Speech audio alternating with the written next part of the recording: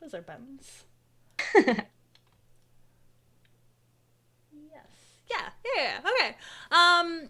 Welcome everybody to our second last episode of Who Are the Monsters. As always, you are joined by your illustrious keeper, not DM. That's keeper is the technical term for the DM of Monster of the Week, and I will be official for one more week. Um, What's my name? Bianca Zelda. That's my name. I'm doing great. Can't you tell? We are joined, as always, by Shannon. And tell me a bit about who you're playing and what makes them unique to you personally. So I play Smudge the Chosen, who is a young goblin boy. And he is special to me just because, in terms of gaming, I so rarely play such outrageous characters. So it's been a lot of fun to step outside and do a little bit about that. I also think it's been a lot of fun to just cause chaos. No lie. You've been excellent at it so far as well. No, I really like that. It's interesting being able to play a character that is so far outside of what your normal Venn diagram is, Mm-hmm. and then you have this kind of outside circle, and it's like, yeah, let's poke that and see what happens. Mm-hmm. Miriam, how about you? Tell me a bit about your character and why you feel that they are either unique or special to you.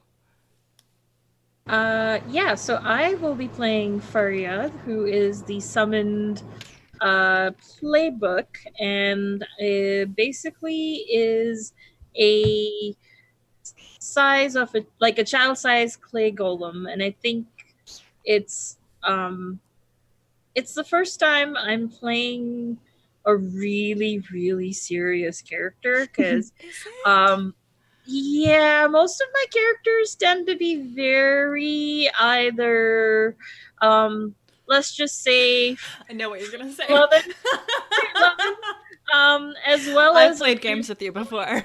yeah and any of the other stream games I'm in, that's a very common thread. So this is the first game where I'm it's the first mm, non D like first PBTA game, first of all, Ooh. and on stream at least. And yeah, I've it's interesting playing someone with so much gravitas and like so serious, and also exploring sort of this grim dark thing. So yeah. That's really cool. I had no idea that specific part that this is your first time kind of playing such a serious, almost, I want to say emotionally stunted, but like they still have so much room for growth. And like part of you playing them has been a little bit of this experience growing as a summoned creature. And that's really, really cool for kind of us and the viewers to experience with you. Yeah. Oh, dang. Carly, how you doing? I'm good. How are you? I'm well, thank you.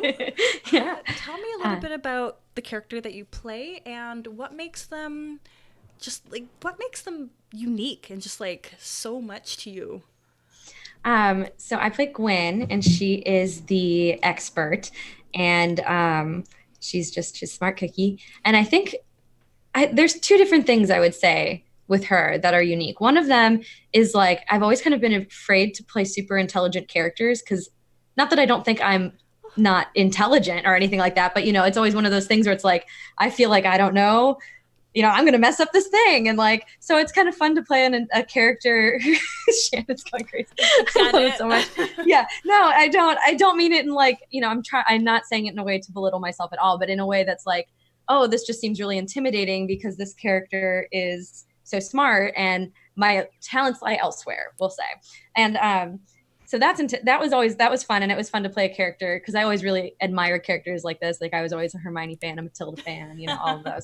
So the smart ones have always been my favorites. A Belle fan, so I was like, I've always kind of wanted to do that. And then the other thing that I think has been meaningful is kind of the journey she's taken is kind of reflective in a not in a way not too close to her, but kind of reflective to journeys I've taken where like fairly recently, due to circumstances in my life, I've kind of gone from a fairly like happy, naive, chill person to kind of more, we were just kind of talking about it, but kind of more of a like, well, I'm doing my own thing now. So, and I think that it's been a really interesting thing to explore in role playing, to kind of learn about myself and learn about her. And it's great. It's worth noting that you have been an absolute expert at playing Oh, the thank expert. you. Thank you. I've loved it. Oh, goodness. Devin, how's it going today? Well, not too bad. You're wearing your hat. Will you, for your last stream, not wear a hat, or is your hat kind of iconic to you? I will probably be wearing something else. Ooh, okay. I like it. Oh, we're losing Norman a lot. Norman, are you... No. Yes, I'm here. Hi. Okay. I I had to make sure your video... No, it wasn't that. It was just your video kept being wonky. I gotta shift some things around. Devin, so tell me a little bit about your character and if you have... What has made Eledwin unique to you? And, like, you are our most experienced DM and player, so to play a character that has any unique traits to you, like, that would say a lot, so I'm super curious. So I play Eledwen Miryakawa, the Elven Divine. And I would say what I like about him is reminds me a lot of my social life growing up when I was a teenager. I was very focused on having a lot of like really high morals and trying to be really upstanding while also having to like not really having fun, and all my friends dragging me around and doing things to try and get me to have more fun. And it's been very interesting to kind of relive that with the mind that I have now compared to what I thought back then. So I think it's actually been kind of cathartic too. It's like, oh. That's really wholesome. I like that a lot. Role playing is so interesting to me because it's such a fascinating way to re-experience things that you may have already dealt with, but due to, your circumstances currently, you can re-look at this at a different angle and be like, oh, maybe that choice isn't the one that, like, I would make the way I am now, even though I made that before. It's just not how I feel at the moment. And I really like that. Oh, that's so nice. Especially that bit where I was completely ignoring Ellen and just looking at the wall. I was like, that was really easy to do because that was me. No! That was me about 10 years ago. That was me. Did you ever... Okay. You don't have to answer, but has there ever been closure on that specific... No. Okay. I'm hoping we can find closure for you here. Norman. What's up? Oh, you're unmuted. What's going on? Good. Hi. Can you tell me a little bit about your character and what makes them unique or special to you? Killian, for him being a mad scientist is something I've always been drawn to, whether it's from Rick and Morty to all the way down to Doc Brown from Back to the Future. I guess it's because it was fun that this is like my second character that I got to put myself into. So that's why I'm gonna miss him in a sense, but I know he'll be going to a good place. You make it sound like he's going to die. Ideally, that's what we want to avoid. I'm willing to sacrifice myself and die, but at the same time know that Eledwin has to always know that I was fucking right. And no matter how crazy or dumb, because I like to think that while everyone else has their alignment, Killian was kind of true neutral. He did what? No. Here's why I was saying this. Because he didn't care if it was good or bad, so long as there was results to be produced. That's why. Is selfishness true neutral? Is that how we define it? Well, he isn't really. Again, it's. I feel like we talked about this earlier. It's like he doesn't really care about himself, his well-being, or everyone else. He cares about more of getting to the answers. Okay. How he gets to the answers is up in the air. Yeah. No, absolutely. That makes sense. And full disclaimer, if somebody dies, I will bawl my eyes out. I cannot handle character death. And it's just something I've come to accept. So you might get teary-eyed Bianca. You'll cry for Ledwin, Gwen. What? No! Maybe Smudge. I don't want Definitely everybody. While Killian I'll just be a and hot Faryard mess. are Red just face, off in a not. Yeah. boat. Yeah.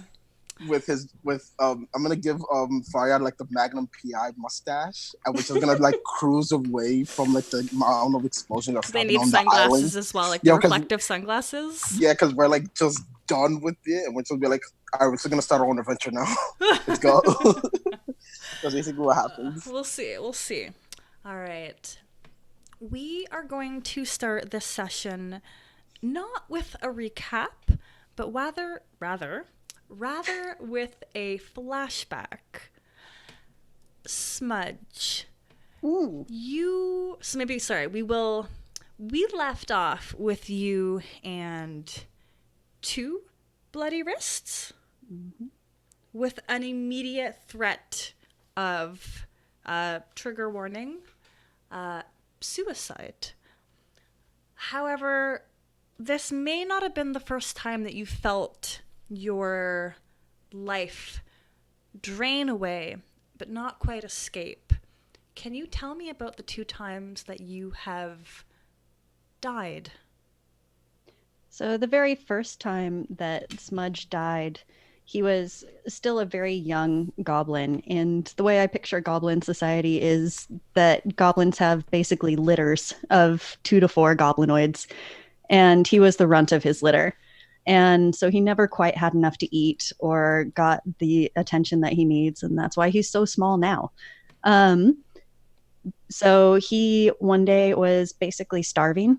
And he managed to steal a little bit of food off of some bigger, older goblins and thought he found a place to hide where he wouldn't get caught. And those bigger goblins came in and beat the shit out of him. And between the starvation and the injuries, he died later that evening. I might start crying now. I'm right there too. Oh dear. What was that awakening like for him the first time? Because this is a very, very young Smudge. In terms of coming back to life? Yeah, almost like, what was the feeling like for him? I think it was, if any of you guys have ever had surgery, where you've had general anesthetic, and that first moment when you're waking up and it's almost like you don't have a body, and then suddenly you become aware that you have this body and that it hurts. And like you might feel a little remote from it, but you still feel that somewhere down there is a lot of pain happening. I think it was a lot like that. That's very relatable. What was the second time like? Did you have a comment on that from the character sheet? Was that in green? I have it pulled up right now. That was in green. With our NPC? Mm-hmm. Yeah. Go for it. Okay. So the second time was shortly after he arrived at the Order. And he had several private interviews with the High Priest. And the amount of the prophecy that Smudge is aware of is that he must light the flame beneath Sehaneen's tears. The problem is no one actually knows what that means. And so the High Priest and Smudge, over the course of several sessions, were trying to figure this out. And it was not a good time. And there was one session where the High Priest had taken Smudge out to the Fountain of Sehaneen. Out in, I picture there's this big courtyard that's enclosed inside the temple with a sacred fountain for Sehaneen, and was trying to get Smudge to go beneath the water and just see kind of how long Smudge could be under there. And Smudge kept climbing back up and crying and just really didn't want to be in there. And the high priest just kept pushing him back down. And then one time, Smudge did not come back up. And I picture it, he took in that breath underwater and his body just shut down. Like his lungs were expecting air and they got water. And from there was not much. Okay. I kind of imagine that the high priest would have ordered somebody to bring you back to your quarters, and just kind of left you there to be found at a later time by Eledwin. Have you ever disclosed any of these experiences? Nope. Okay. The most Eledwin knows is that Smudge doesn't talk about those sessions. And when pushed, says he was being tested for something. Tested. Mm-hmm. Excellent. All right, so we left. You have sunglasses. Thank you. I just noticed. I was trying real hard not to comment on it, but I was like, God damn it, I want to laugh so hard. It's dying. I'm here for this. So good. The perfect pick-me-up. Oh, definitely. Thank you. I needed that. I really did. Because my memory is non-existent. Faryad and Smudge, walk me through the last 30 seconds of you and Olen in front of the altar in the Tree of Life, where we last left you. Just more positioning. Okay. I can't quite remember what everybody was doing. Mostly, I can't remember what Faryad was doing. I think I was basically like, no, you are not getting on that altar, and Smudge was like, you have to trust me. And reluctantly, Faryad did. And then Smudge goes and cuts his wrists. He has a plan. So the way I picture it, I remember Alen was kind of kneeling and awkwardly reaching out to Smudge. Faryad, I think you had your hands clamped around trying to stop the bleeding. Yeah, so my clay hands are basically like sort of tourniquets around both hands, kind of like it looks like a shackle, but it's not really a shackle so much as like trying to staunch the bleeding. And Smudge had just fainted onto the floor, possibly pulling Faryad down as well. Yeah, like Okay. I would have tried to sort of like brace you if that was the case. You are currently unstable, then? Yep. And I have, in game terms, taken 6 out of 8 hit points. Excellent. Heavy shit. Elen, leaning over you, your blood is dripping down. I'm growling. You're growling? Yeah, as this is happening, I'm growling when Elen gets closer, but continue with the description. So we do have the blood that has dripped down his arm into, if you're down on the ground, there is a pool, slow-forming pool around you, and it's seeping down into your clothes and down into her white slippers. And she had paused at that crouched over, reaching out movement where she was trying to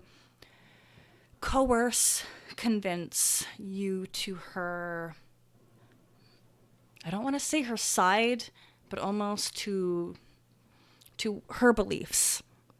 And she's staring at you.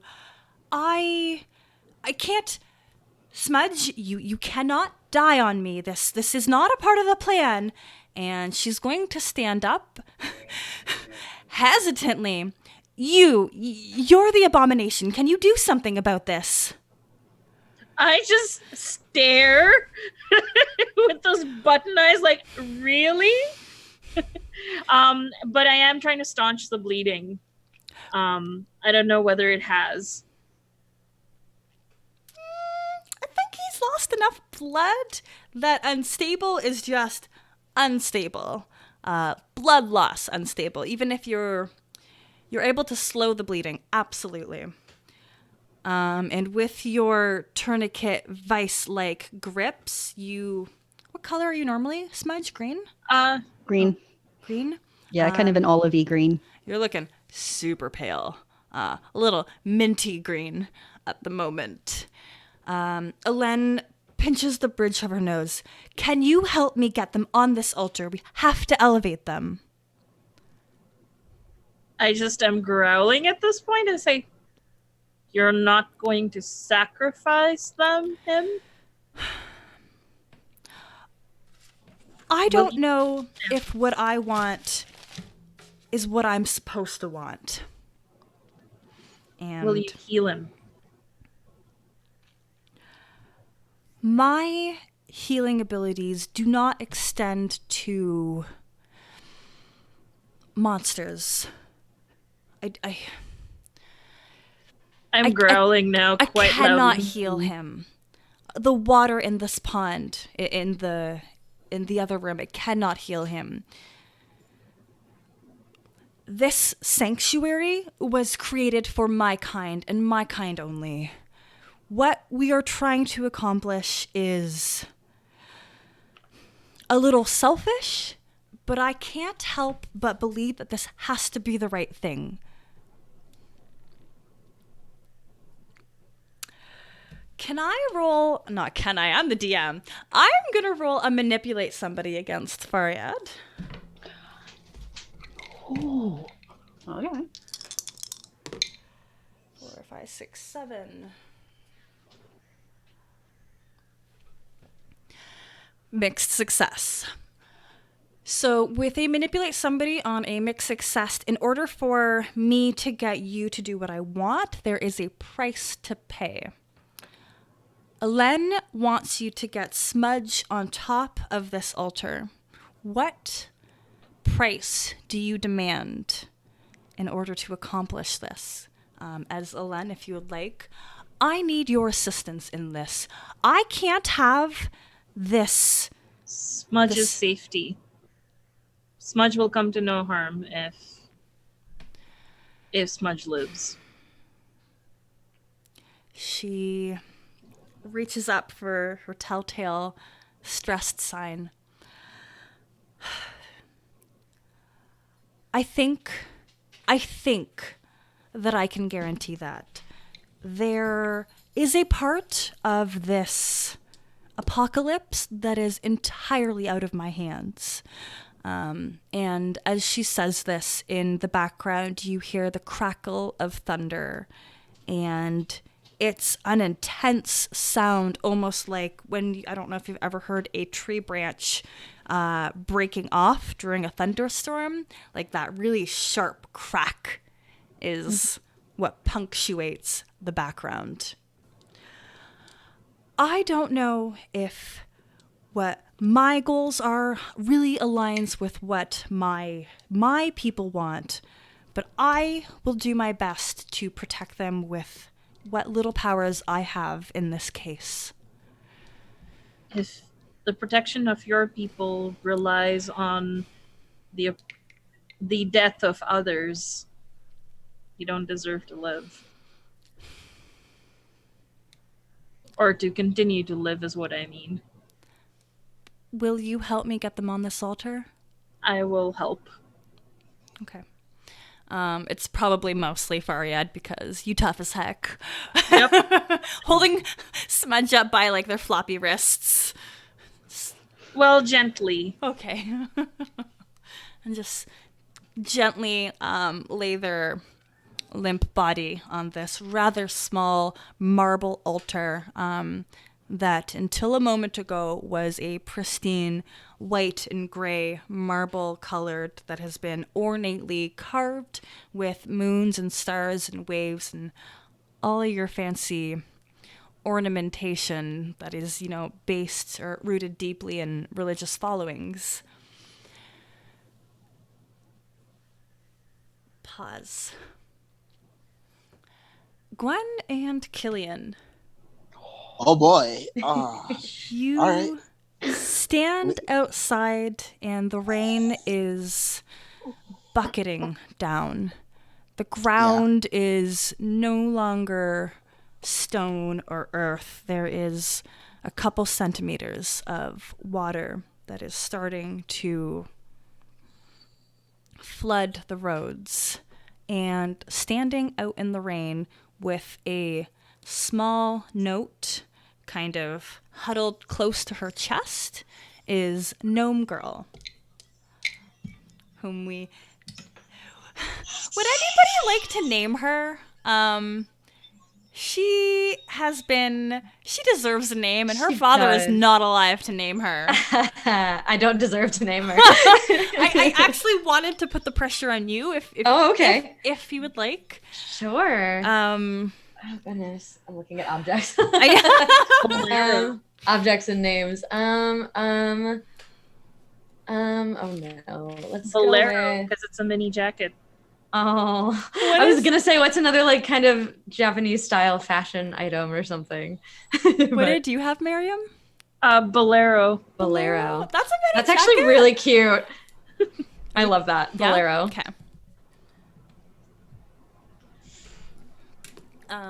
Wait, wouldn't it make sense if it's female? It's with an A. Well, no, never mind. It's I like named Bolero. after a coat, Yeah. so like it's, yeah. I was thinking of femininity and masculine terms, and I was like, wait, I don't need to worry about that. It's not my problem. It's her problem. she lives her best I like life. Bolero. Yeah. Yes. Bolero.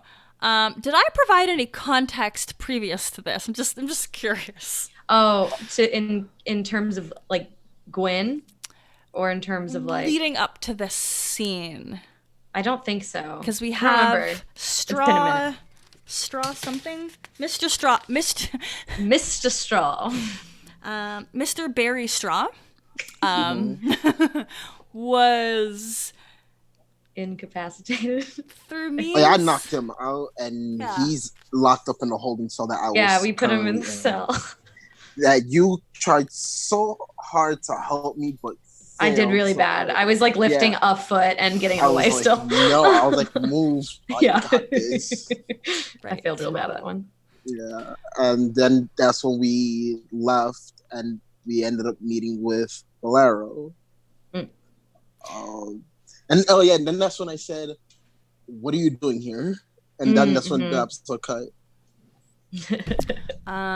She huddles closer to you, but like she's under your kneecaps. She's a little gnome, and she pulls out this crumpled, damp envelope with Dr. Killian Wilde and other, Cool. and displays it to you. Yeah. Can we like have this in my? Oh shit! I don't think we can have this in my office. Can No, we? just read it now as much as you Yeah, can. Get yeah, under a so- tree. Yeah, we'll find a tree real quick, and then I'll like tear open the letter and pull it out and read what it says. You recognize the handwriting, Killian. This is the writing that has written all of your appointments, all of your meeting notes. It is a rather short message from Ingrid.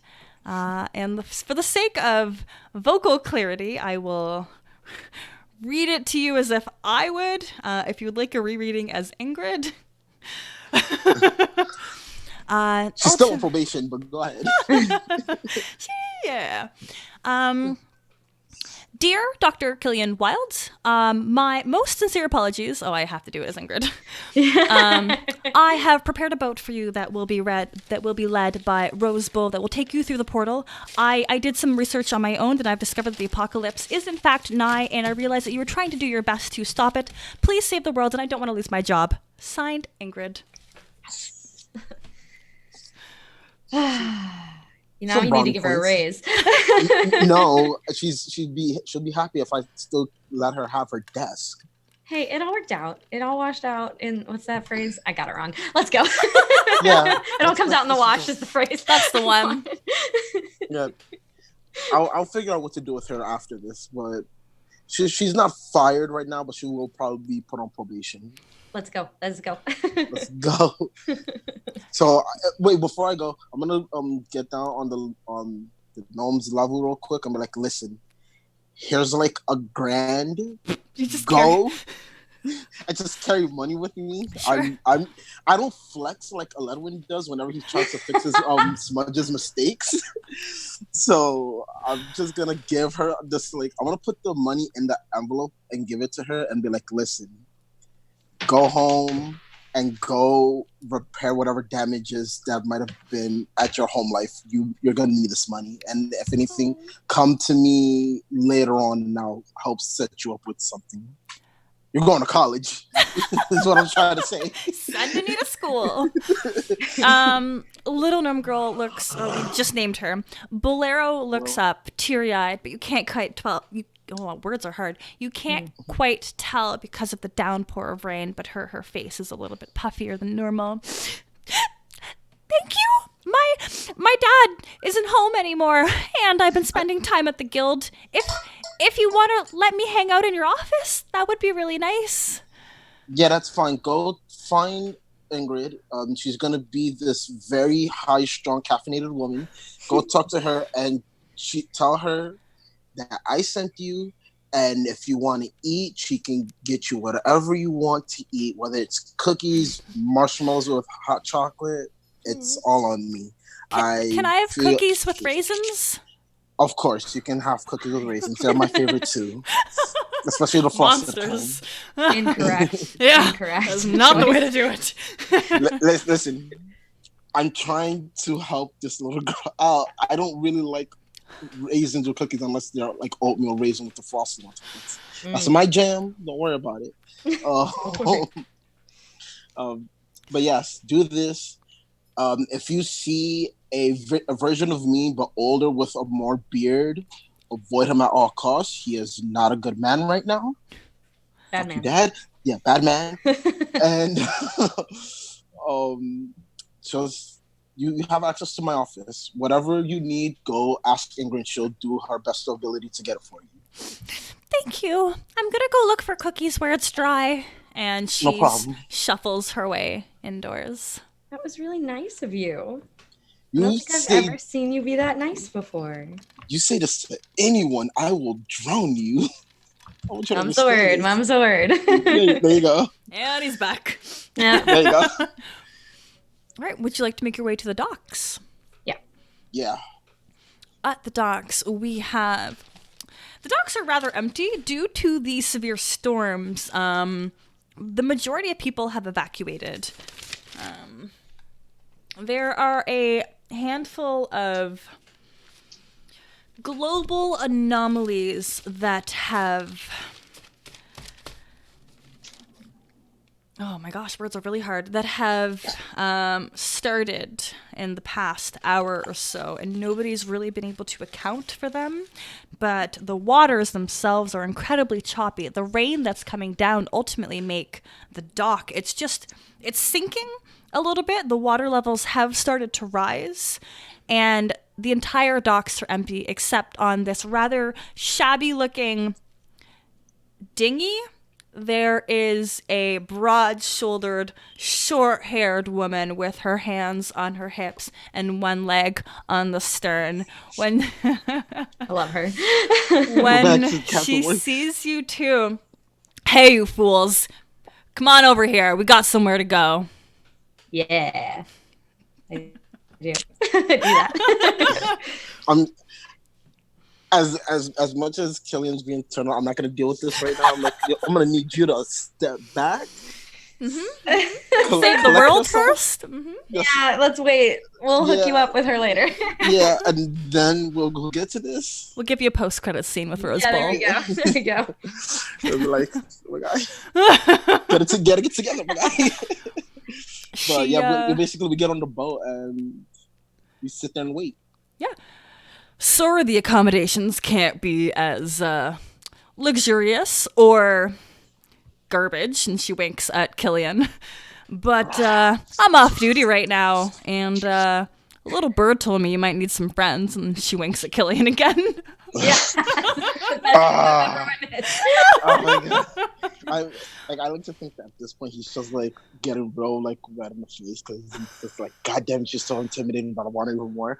And so I'm like dying inside, but trying to be very composed. Gwen is ready So- to compose her own fanfic. Yeah. Oh, Yeah, she's getting ready to yeah. write it down. Yeah.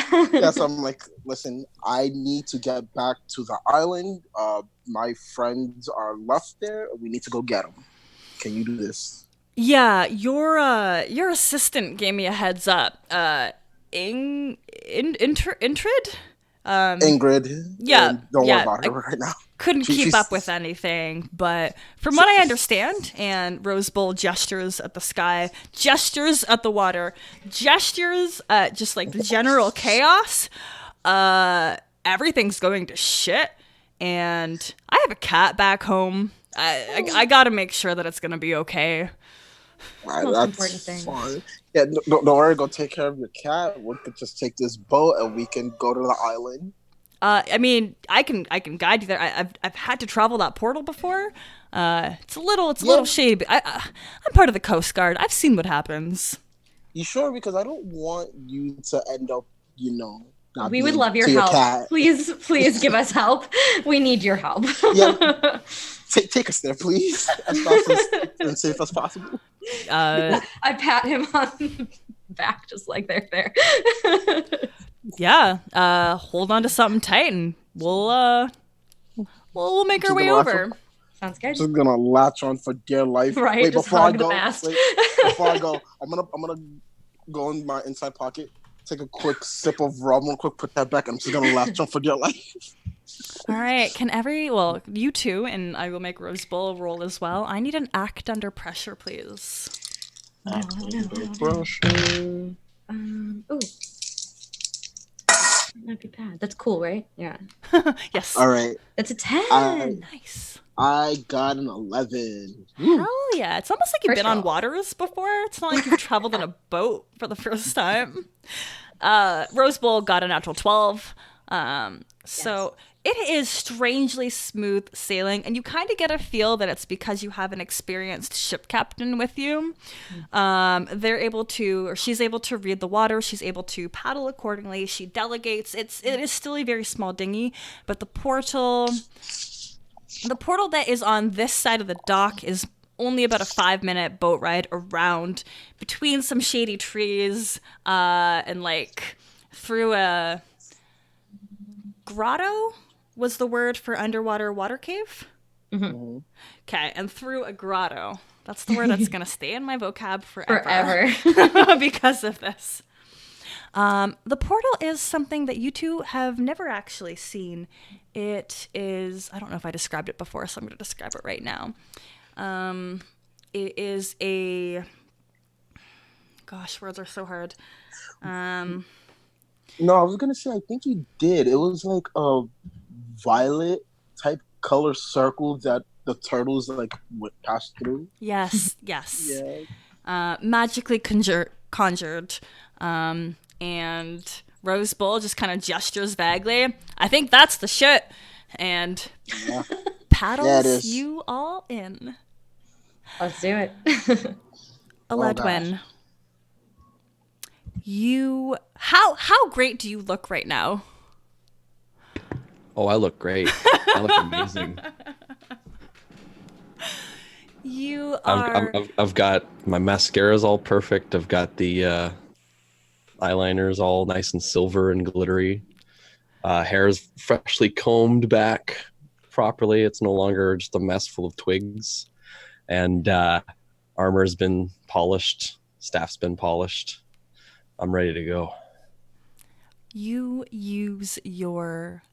Are they called angel wings? Yes. Angel wings. Can you describe to me once again, what does that look like? Well, in this case, I was happy to have my new cloak, so I was grabbing it and wrapping it around me as it sort of enveloped me around and dissipated in a silvery flash, leaving sort of little ethereal feathers falling to the ground. You reappear in a brightly lit room. The first sense that kind of picks up the scene is that sharp metallic scent of blood. When your vision is cleared of that glimmer, you immediately see a tense-looking Elen hovering over Smudge, who's got both of their arms kind of flopped next to his side, and Faryad with their almost amorphous arms gripping around Smudge's wrists. What would you like to do? So where am I appearing? In the altar room. I'm imagining closer towards the entrance, but the way your spell works is that it attaches to either a familiar place or a familiar someone. Right. And since I didn't know where Smudge was, it would be attached to Smudge. So I'm assuming I'm going to appear like on the other side of the altar. Yeah, I'm into that. Somewhere around rather than right on top of Smudge, and then that ruins my entrance. A little. Okay, so I'm gonna say there's a bit of a flash, and some more of those feathers kind of begin to fall down from the other side as I appear. You said this is a brightly lit room? Mm-hmm. Okay, so I'm gonna blink a little bit in the light, and then as I kind of take in everything around me. What? I'm gonna look over at Ellen. You. You're Ledwin. It's What have you done? Heal him. Smudge. Mark one more harm, please. So am I on the side opposite of Ellen? And Visually, that's how I'm picturing it. Okay. Yeah. Yeah, I'm just gonna immediately lay on hands there. And I let go of my grip as Eledvin touches. Ooh. That's I have to send a personal message to Shannon really quickly. that's a 10. So that's 2 harm plus stabilize, and I don't have to take it on.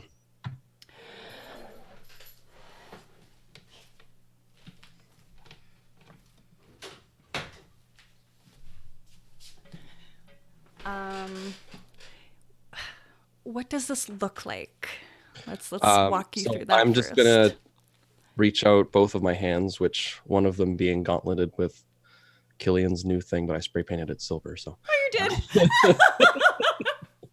so you can't tell now. It just looks like part of the armor. Good. Reach out with both of those over top, about an inch or two off of the injuries, and just channel as much energy as I can, being careful to channel the energy of Sahin through me instead of and not use up any of my own energy, so that I can remain, because I'm hyper focused right now. So I'm gonna just channel the energy through into Smudge's body to attempt to close the wounds and repair what kind of damage I can on the inside. You feel this the same way you've always healed somebody, but your lay on hands, that do your hands glow as well? Oh yeah, with silvery moon energy. Oh heck yes. That glow emanates from your gauntlets, but Smudge's wounds are not healing, and Elen has taken a step back and has her arms crossed while she watches your actions. Oh boy, that ticks me off. Okay. Oh, okay. Okay, so but it's very visible that It's nothing is not working. You feel like everything feels the same way that it should, but like the actions are not connecting. Okay. I'm going to just start at this point reaching down and practically like gripping around the injuries and shaking slightly, like, come on. Elen shakes her head. I think it's too late. This is what we have worked so hard to come to pass. We have finally found the right chosen that will... The apocalypse means so much to so many people, and for us, it means the purity of our high elves. Isn't that what we always wanted, Eledwin? So I think at that point I'm going to stop trying and just like just glare up as little bits of light crackle between my eyes. This has to be what you want. I know you turned your back on me all of those years ago, but you must see that this is in the best interest for all of us. You know, you have said some horrible things in the past. And this crosses the line. I'm going to start walking around the altar, kind of being very, very careful, very, very deliberate, because I'm going to try and put on as much air as I'm more mad than I am uncomfortably nervous at this point. So it's kind of like those two things are fighting. Mm-hmm. The one that I'm not used to is winning. Faryad's vibrating at this point. Like, you can see the arms are starting to start to elongate, turning into something everyone's familiar with. Couldn't be battering rams, could it? Well, Now, you two are going to tell me what is going on here, and you're going to do it right now. I need you to watch. I need you to wait. And Elen shifts her eyes to Smudge. Smudge, mark one more harm, please.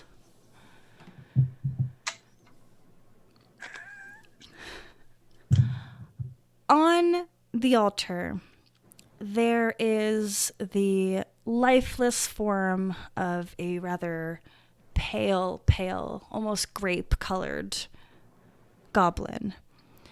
His eyes never really shut, and they have this glossy look that covers over what used to be, I believe your eyes were cat gold. Red, actually. Oh gosh. What? It was in the character sheet.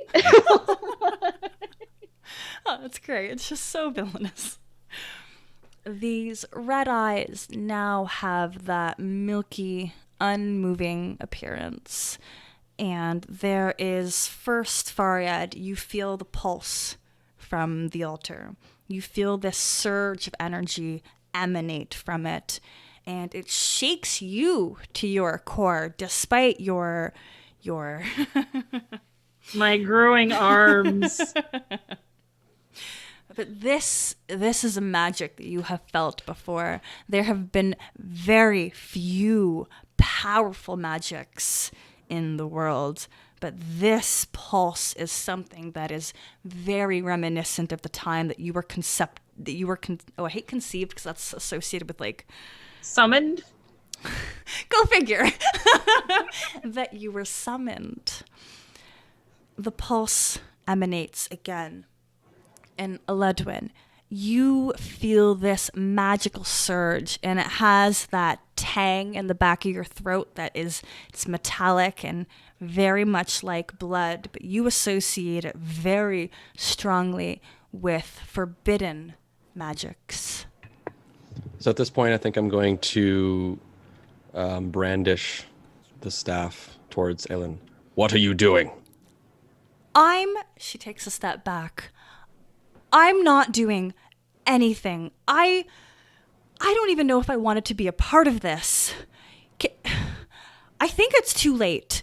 And another pulse erupts from the altar, and Smudge's form sits up. But this is no longer the Smudge that you both recognized. This is a being who is filled with light and filled with power.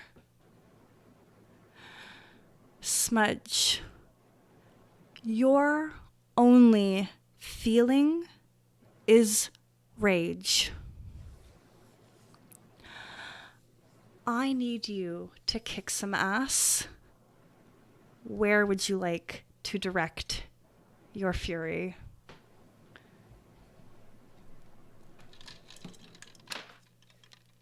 Oh. Okay.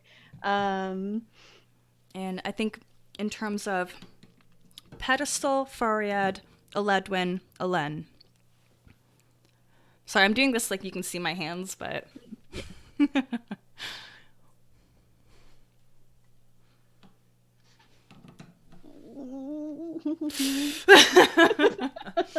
So, to explain a little bit of what you are, is you are now the embodiment of the power of the chosen. The altar was a catalyst that could break apart what makes you a chosen and what makes you smudge. And right now, all of this energy, all of this magic, all of this ancient power is chosen, and it has encompassed what used to be smudge. And there's not much of smudge left. That can be determined at a later roll. Okay. Then it's going to be Ellen first. Okay. Yeah. How would you like to attack? And you definitely get a +1 on all of your rolls. That's just like a +1 forward for being a ethereal power. I have entered the avatar state. Yes, effectively. Yeah, so that was a 10 on the dice. I have a +2 tough. Yes. And a +1 going forward. So you can pick your harm, like whatever kind of damage you would like to do, plus an effect. Okay. What are the effects? I have to look at them as well. I know.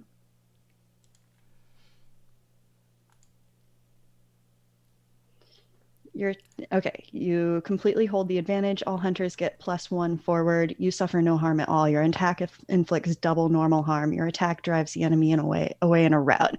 Okay, I think what I want to do, if you'll let me, is, so this lady earlier cast Witch Bolt at me, and Smudge is currently this glowing, terrifying toddler. Yeah, effectively. I think I can spot who spent time with toddlers at the table.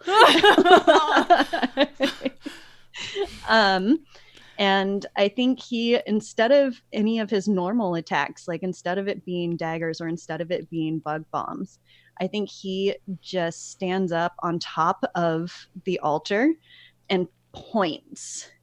And it's like a witch bolt, but you don't actually see it move across the room. You just see her writhing with this electricity crackling around the outside of her skin. Heck yes. Okay, cool. What effect did we want to add? And I'm thinking if it's magic, what's our standard? My default is to say 3. Mm-hmm. We're just going to go with 3. I'm not going to look anything up. Okay. What effect did you want to add to this? I kind of want to completely hold the advantage. Absolutely. I mean, narratively, you've ultimately compelled this person into pain. Yep, turnabout's a bitch. So am I. Ellen, first she takes a step back, and then it's the searing pain, and her telltale nose bridge turns into a jerk, and she almost collapses into herself before hitting the ground on her knees and letting out the most ear-piercing shrill of a scream.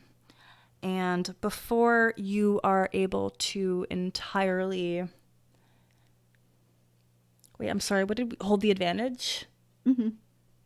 I can't give the hunters +1 forward because you're kind of on a neutral ground right now. I can give you another plus. If that's the compromise I have to make in this. So I can give you, now you have +2, but you only get that extra +1 for your next roll, whereas the other one will carry over while you're in the state. Okay. On her knees, Ellen is able to look up, and through a bleary eyes. It wasn't supposed to be like this. And she hits the ground. Faryad, your friend does not look like your friend anymore. Your friend doesn't feel like your friend anymore. You can't even see Smudge in this distorted creature, almost.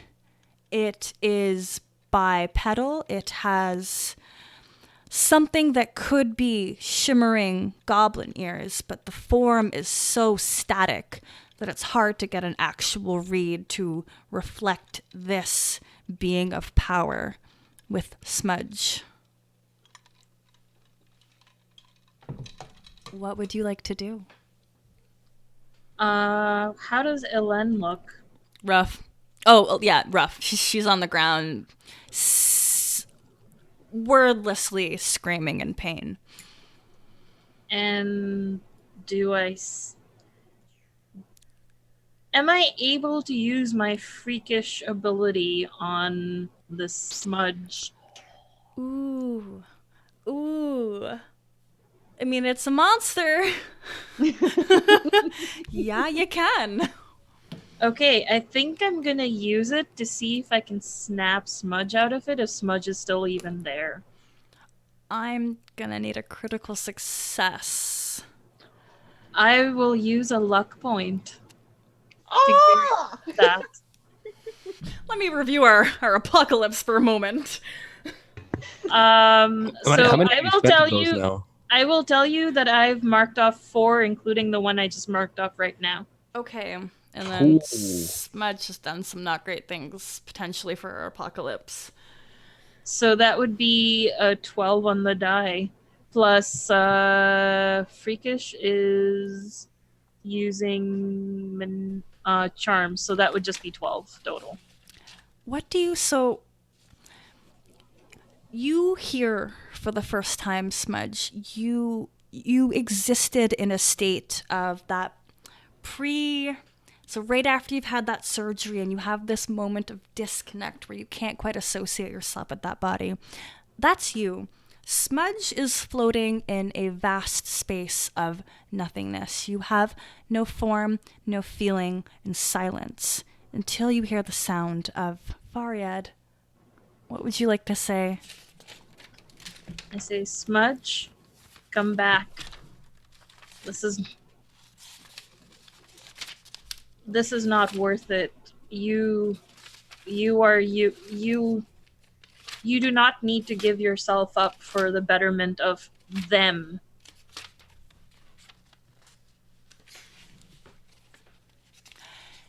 You hear that, Smudge. How does that make you feel? I'm confused. Where do I need to go back to? Where am I now? I don't understand. The form of this powerful being flickers darker. And Faryad, you can finally start to see a shape of what resembles the silhouette of your goblin form. And it flickers solid for a moment at the sound of your voice. And then the static reappears. And it is just this being of light again. Smudge, can you mark... I'm going to do this myself, actually. Okay. You're good. Oh, there's so many ways I can handle it. Okay, Eledwin, I'm going to give you an action before we bring in some party members. Can I hear, like, is Faryad actually, like, physically? I'm actually saying that, like, it's like a booming voice. So Okay. And the being is still effectively electrocuting Elen at this point? Did you visually, Smudge, what were your actions like, just to place it in my mind?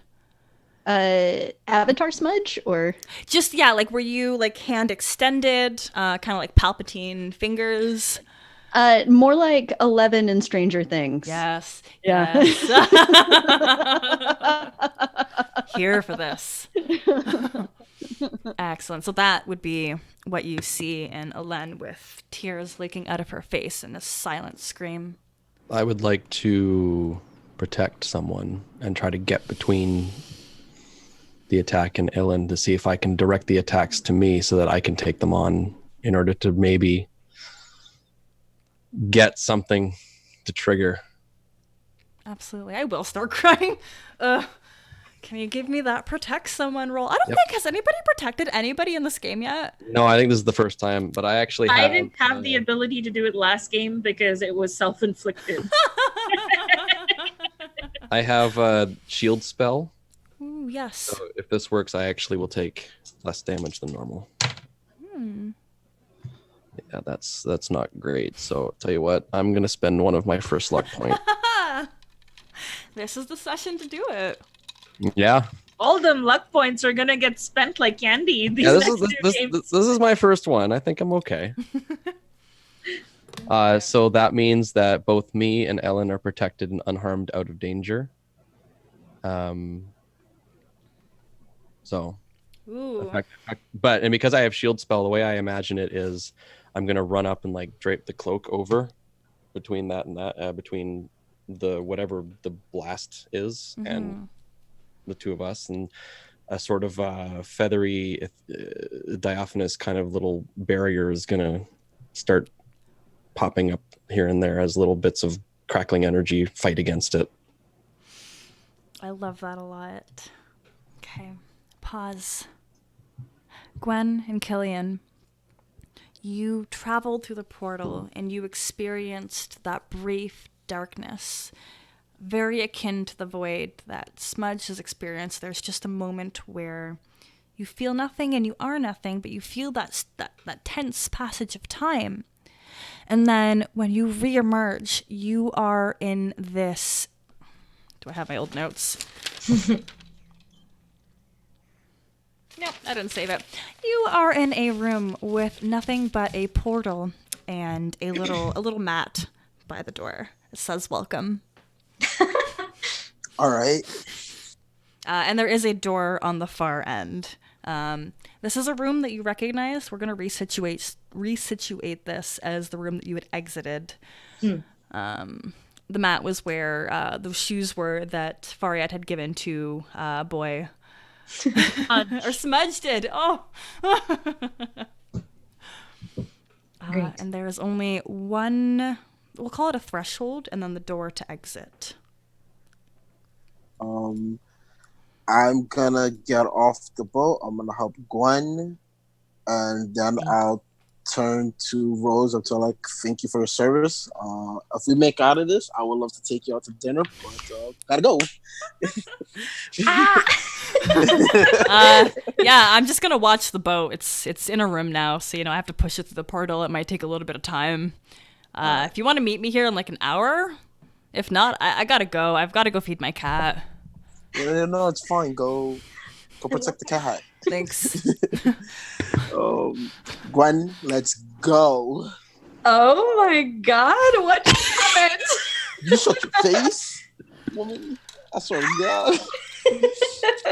I swear to Sahedin, I will push you into water and drown you. Listen, I'm still You on get this. to claim that once a day, and you have already done it. All right, fine. Too late. All right, fine. Let's go. Let's just go. Yep. So we're gonna go through the threshold and then through the door. What do we see? There's a bit of a winding hallway you have to travel, but you hear the sounds of power and you feel the energy. It's almost like the air gets thicker the closer you get to the altar room. Trying to move in this space, the hairs on your arms and your neck stand on edge, and you have this crackling sensation down the middle of your spine.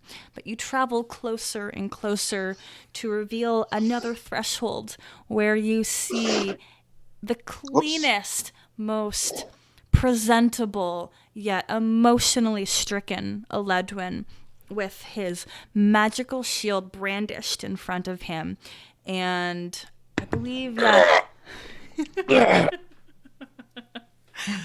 and a elven woman that has collapsed on the ground who is slowly trying to make her way up. And Nice, good. So at this moment, I'm gonna for a quick moment, I don't know why. I'm like, that's the woman that Ledwin banged. Anyway, what the hell's going on here? there is What no happened? smudge in sight. You do recognize Faryad, who is the closest to the altar, and they almost have this. I want to say pleading, but you can't quite see that in their lack of emotion. There's just two Yeah. battering rams that are slowly starting to form. And on top of the altar, which is coated in smeared blood, is this short being of pure power, unlike any have ever seen before. Ledwin, I'm gonna need you to start using your mouth and tell me what the fuck happened. What's going on? Yeah, kind of busy, Killian. I'm gonna reach down and help up because I don't know what's going on. So I'm gonna help up this woman. Thank you. Oh my goodness. I just give me I a say- moment. She doesn't deserve to live. Okay, hold on. I'm We'll get gonna to pull that. out- We'll I'm get to gonna that, pull out my Faryad. axe. The pressing I'm gonna pull issue. out my axe. This is demonstrably hard to repel. Can I help? Like, what can I do? Go help Faryad. Okay. Can I do that? I guess I'll do that. You have Go an over to action. Faryad. Elen has gotten herself to her knees, and you can see her drinking something out of a clear vial. Yeah, you're more than welcome to. Oh God, we just left her alone with Killian. I run over. It's you told me what to do, man. Run over This is on to- you. It's on Yeah. you. Alif, this is on you. I'll run to Faryad and say, "What's happening? How can I help? What is happening?" We need to get Smudge not angry anymore. And I point to the being. That's not Smudge. That can't be Smudge. Smudge died and this rose. What? Can I hear that? Died. It's Or- pretty loud. Okay. Yeah.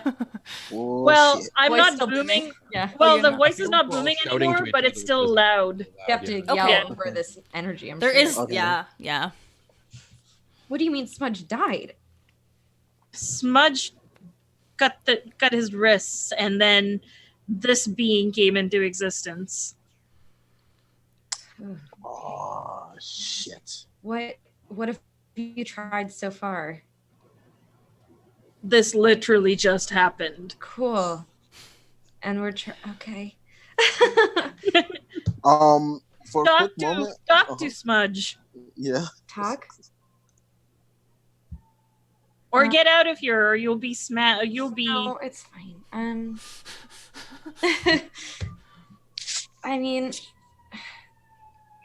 can Smudge hear us? Do we know? I tried. I think I got through, but I'm not sure. Smudge, we need you to come back so you can take care of Priscilla. I'm not going to be good enough to do that. I can't. I'm bad at killing things, and I need you to be able to take care of Priscilla long term because I can't do it. Can you give me a manipulate somebody? And I'm going to give you a +1 for the connection that you have with Smudge and Priscilla. Oh no, hold on. Let's see. It's going to be under +1. charm. The Oh, thing that yeah. nobody uses. I love Priscilla. Will you send me a photo of Priscilla that I can post to Twitter? Well, that was a 6, so with the +1. And no cool. Oh, I have luck. I haven't used a single luck. I'm going to use a luck. Heck yeah. So sorry, you kind of implore to this being your bond that you've shared. You both have possessed this creature that is meaningful to both of you for so many different reasons. And who has Priscilla at the moment? I think Smudge had Priscilla, right? Smudge had Priscilla. If you want, narratively, as you say this, your eyes catch a glint of this bright green beetle, and it's been slowly crawling its way around the room, It doesn't really know anybody, but when it spotted you, Gwen, it kind of scuttled its way to your foot and hung out on your ankle. I'll pick Priscilla up and hold her. Yes, them. We'll go with them. Hold them. Her. Okay, her. And kind of hold her out a little bit protectively so that poor Priscilla doesn't get injured in the fray, because I would be killed when Smudge comes back. But, I'm kind of gently holding Priscilla out. Smudge, you hear those words in your void of nothingness, and there is an extra pang of potential loss at the idea of losing your best bug friend, and it grounds you a little bit more. Beep, beep, beep, beep. To everybody's vision, that being of light, it solidifies once again for a moment, and that silhouette of Smudge becomes apparent for a couple seconds longer before the static distorts it again. I'm gonna make another mark. Oh, come on. Oh, Have I mentioned how very mentally taxing this is? We're doing our best over here. Killian, give me an action.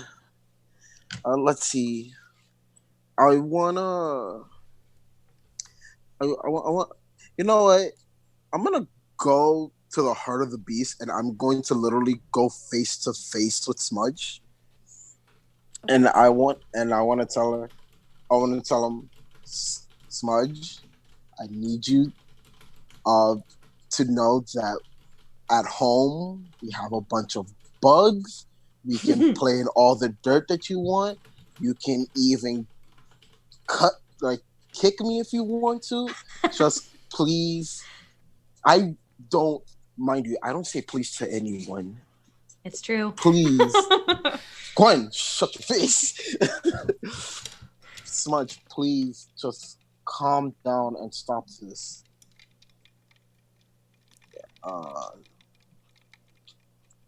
Give me that something. Manipulate. Come on. I got a 12. Dang, didn't wait, with the plus one. With the plus one, it's a 13. Super success. Smudge. And then, strangely enough, you hear Killian's voice. And he is saying the nicest things that you've ever heard him say. There's a disconcerting moment where it clashes with the reality that you've created for Killian in your world. Killian wouldn't say that.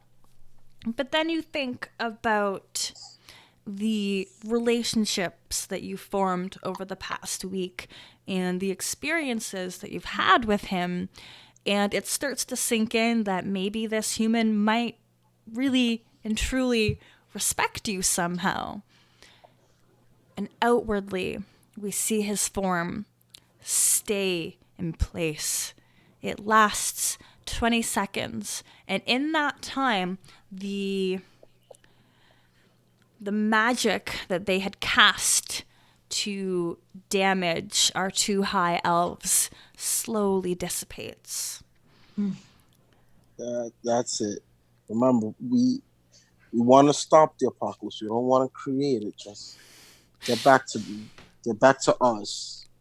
We're all here. We can just stop it right now, and we can just go home. It'd be best. Smudge, I'm going to give you a moment to act as Smudge before I pull you back in. Smudge is like the actual Smudge that you see is like openly weeping, just sobbing. And it's like, I want to go home. I don't know where is that. Home is with us. Home is with me, with Gwen, with Faria, Aledwin. It's with us. That's your home. That will always be your home. You need to know that. Fariad and Priscilla. And The light That's- and the static envelop Damn it. the little bit that you got of Smudge, and his voice just sinks away into the air. And there's a moment of silence where there's only the heavy breathing of Elen as she tries to get to her feet. I don't want to say exhausted, the strained Eledwin at maintaining his fortitude to divert and absorb some of that power. Faria, do you breathe? I I think we established no, because you can breathe underwater. Yeah. I do not sustain myself on breath. I'd imagine you can to speak. Yeah, Yeah. You could just be doing it just to make everybody feel better. Is this working? I fit in. If I turn my head and then just move in the direction of wherever my body is, I probably don't breathe. Yeah, that's fair. You speak through magical means. Yeah, I'm basically like a radio where it's like, just you hear sounds. I like it. There's a moment of silence where everybody's just breathing and trying to catch their to capture their bearings again. And down the hallway, you hear a soft thunk.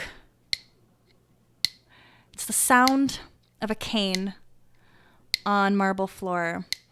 The sound gets louder and louder until finally, filling the threshold, is a tall, ancient-looking figure. They have these magnificent white and silver robes that almost rustle even when he doesn't move. He has long silver hair that has been braided at the top, very much a la, what's the elf lord in The Hobbit? Lee Thranduil. Pace plays him. What's his name? Thranduil? Yeah, Yeah. so beautiful, so beautiful.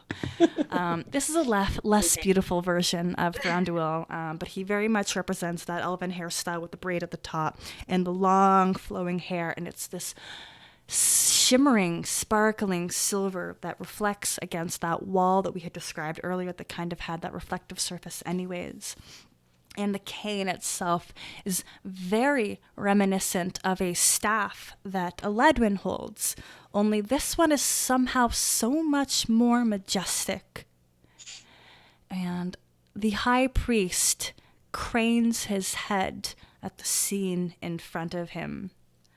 I think I'm going to immediately just kneel down, like so fluidly, and with so much haste. Il cielo lumeno mentielvo.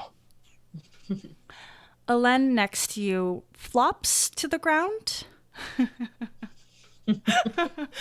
A little bit less fluid and a little less graceful, but she repeats the same greeting. I've got some elven things that I'm not going to read because it's too many things open at the moment.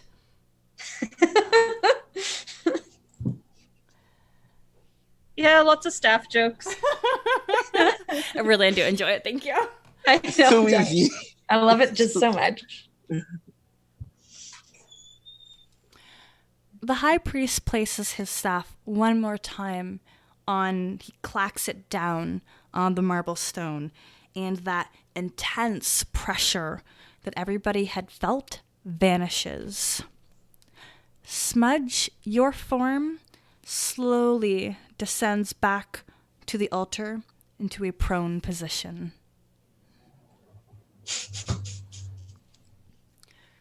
I don't know if I can do my old man voice. I lost my voice at Gen Con, but I'm going to try.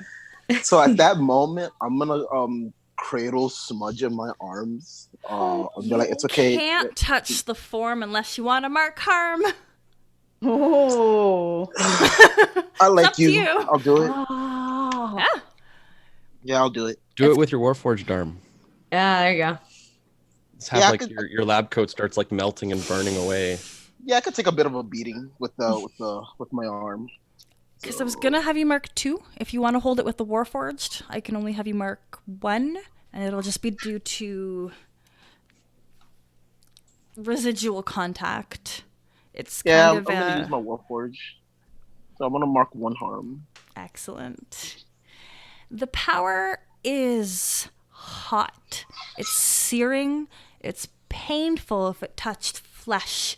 You imagine it's very much, you know when you, this is a Touch the weird stove.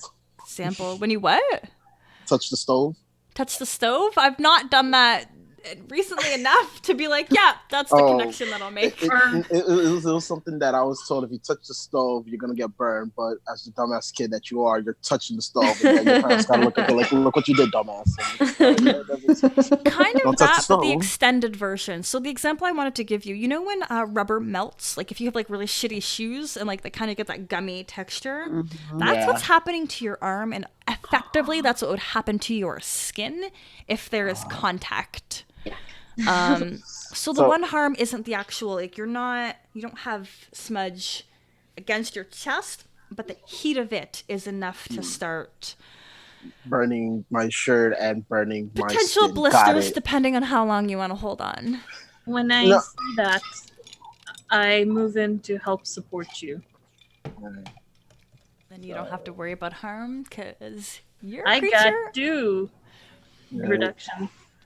So, but wait, wouldn't at this point kind of be melting my Warforged arm be melting over smudge in a sense because of how I'm cradling? What is it made out of again? Wood, metal, both? It's Because I'm gonna I be associate. really- Go ahead. I'm gonna be really super nerdy about it. It's a combination of adamantium and vibranium. That's what I'm gonna be. Nice. Thank you. And so that's what. Mind you, it isn't that it's one of a kind arm. I have multiple, but it's like kind of the one that I like the most. That I'm sacrificing because I want to help Smudge out. So I'm willing to sacrifice a literal arm right now just to like hold on to. That's what I'm doing. Absolutely. I guess I've got an Eledwin reaction. Gwen, can I get a reaction before we launch the scene?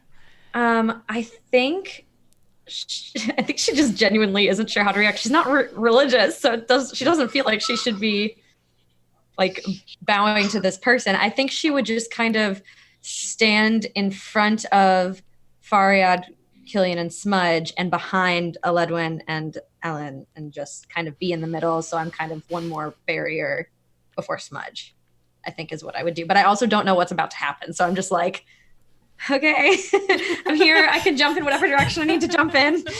I'm here. With all of your defenses, yes. Yeah, my little tiny absolutely. rapier. Hey, I used it once, and that's what I matters. did, and I killed a thing. So Yeah. I did great. And Faryad, sorry, I wanted to properly situate you. Are you trying to assist Killian? Yeah, I think once I see sort of, and I guess I can kind of smell just because I don't have a nose. I see what's happening with Gillian, and I know that's not going to be sustainable. So I give a supporting hand, and I sort of look at you and say, if you need to stop holding, I got you.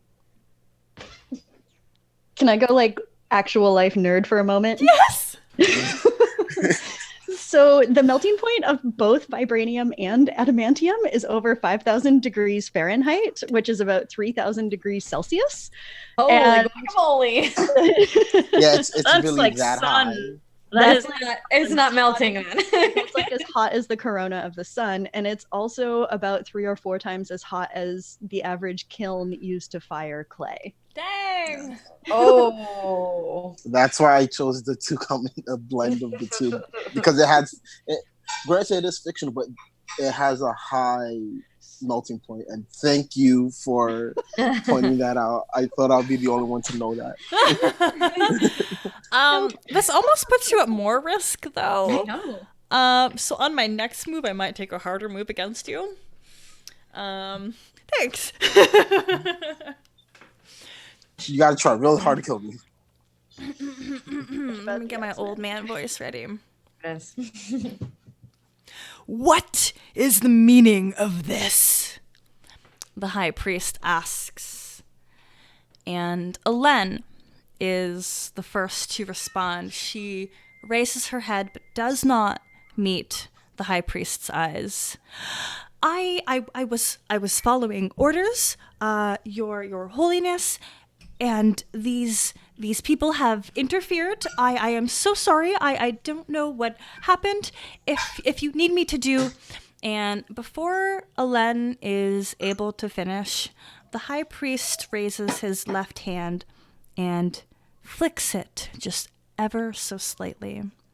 And Elen goes sliding across the room until she hits the wall and falls quiet. The high priest scans the room, and immediately his eyes lock on this glowing power source.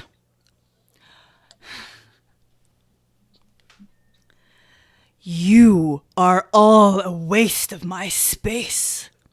And he's going to raise his hand. Smudge, your form rises in the air. And I need you to give me a kick some ass so I can determine how much damage I'm going to dole out.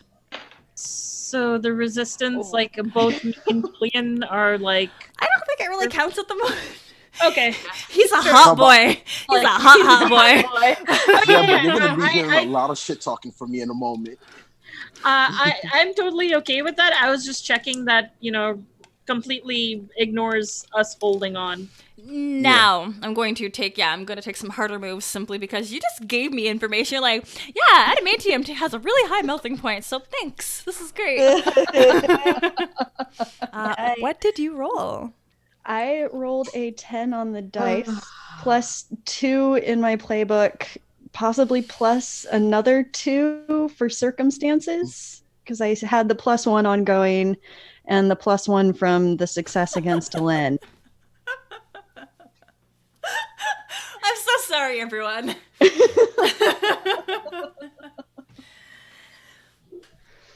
For some flair, Smudge, you are going to inflict 3 harm to everyone. How would you like this to look? And you're welcome to be as creative or as simple as you would like. But Just for reference, this bypasses armor. This will, yes. Okay. So we take the full damage? Yes. Okay. Okay. Yeah, consider Smudge, but also consider power. Mm-hmm. Smudge, Avatar Smudge, is going to go for whatever he knows everyone's weakness is. So for Eledwin, it's his vanity. Oh.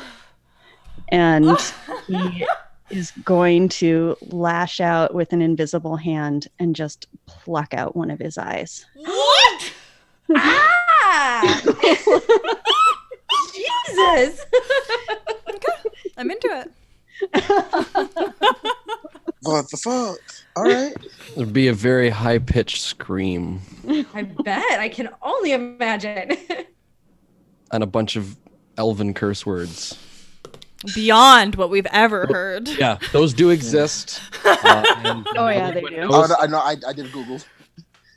For Fariad, it's going to be their fear that they actually are a monster. And deep somewhere inside the ball of their clay, somewhere at the very center of them, they just feel a horrible, twisting blackness, almost like there's something sucking at the clay at them. Like if you've ever seen a bubbling mud pit where the mud pit is kind of sucking the clay back in around the edges before it pops up again. I sort of drop holding you. I mean, you kind of went up anyway, but like as part of that, when the damage happened, like I sort of like just let go, and I'm just clutching the middle of the chest as if like I'm having a heart attack, and like I'm starting to implode just a little. For And this is the Killian, first time you've seen me that way. Like I've always been sort of non-phased. You are such an in control character that this is a crumbling of you.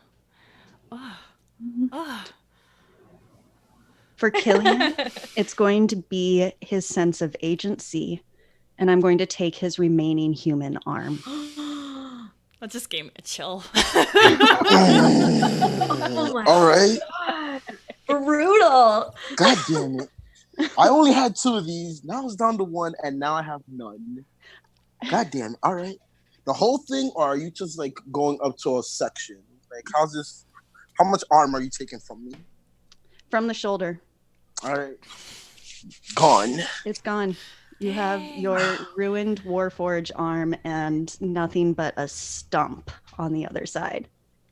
So I'm going to be screaming and just this is actually gonna be like one of the few times that everyone, this is gonna be like the first time everyone sees me cry, but Gwen is like another moment in time of seeing me cry, and I'm just at this point I just gotta like pass out. I can't see you cry though. Yeah, you can't. You don't get to see me cry. Oh my god, when I. Yeah. You're only gonna pass out if you're unstable. Well, I've Um, got 4 here, harm so far, so I got I'm a few more to go. Yeah. Okay. You're unstable, Gwen? Mm-hmm. What? No! Yeah, I had 1 harm coming into this. I don't remember what it was from, but I had it marked down. All right. For So- Gwyn, it's going to be her sense that she could earn it at some point. And I'm going to reach out, and it's almost like she just withers in front of your eyes. And like everything that she believes is a flaw of hers suddenly becomes made visible Oh, over her skin. So whatever body flaws there might be, whatever, like, it's almost like you have this look of perpetual confusion on your face. yeah. It's I would do you feel physically smaller than you were before, Mm-hmm. Mm-hmm. and that's the harm that's done to you. And then I pass out. Yes. How do you react? But you're unstable. You hit the Yeah. ground. Yeah. Dang. Just out. Dang. Alen also takes 3 harm. Do you want any flair for that? She's already knocked out, but that was more scenic.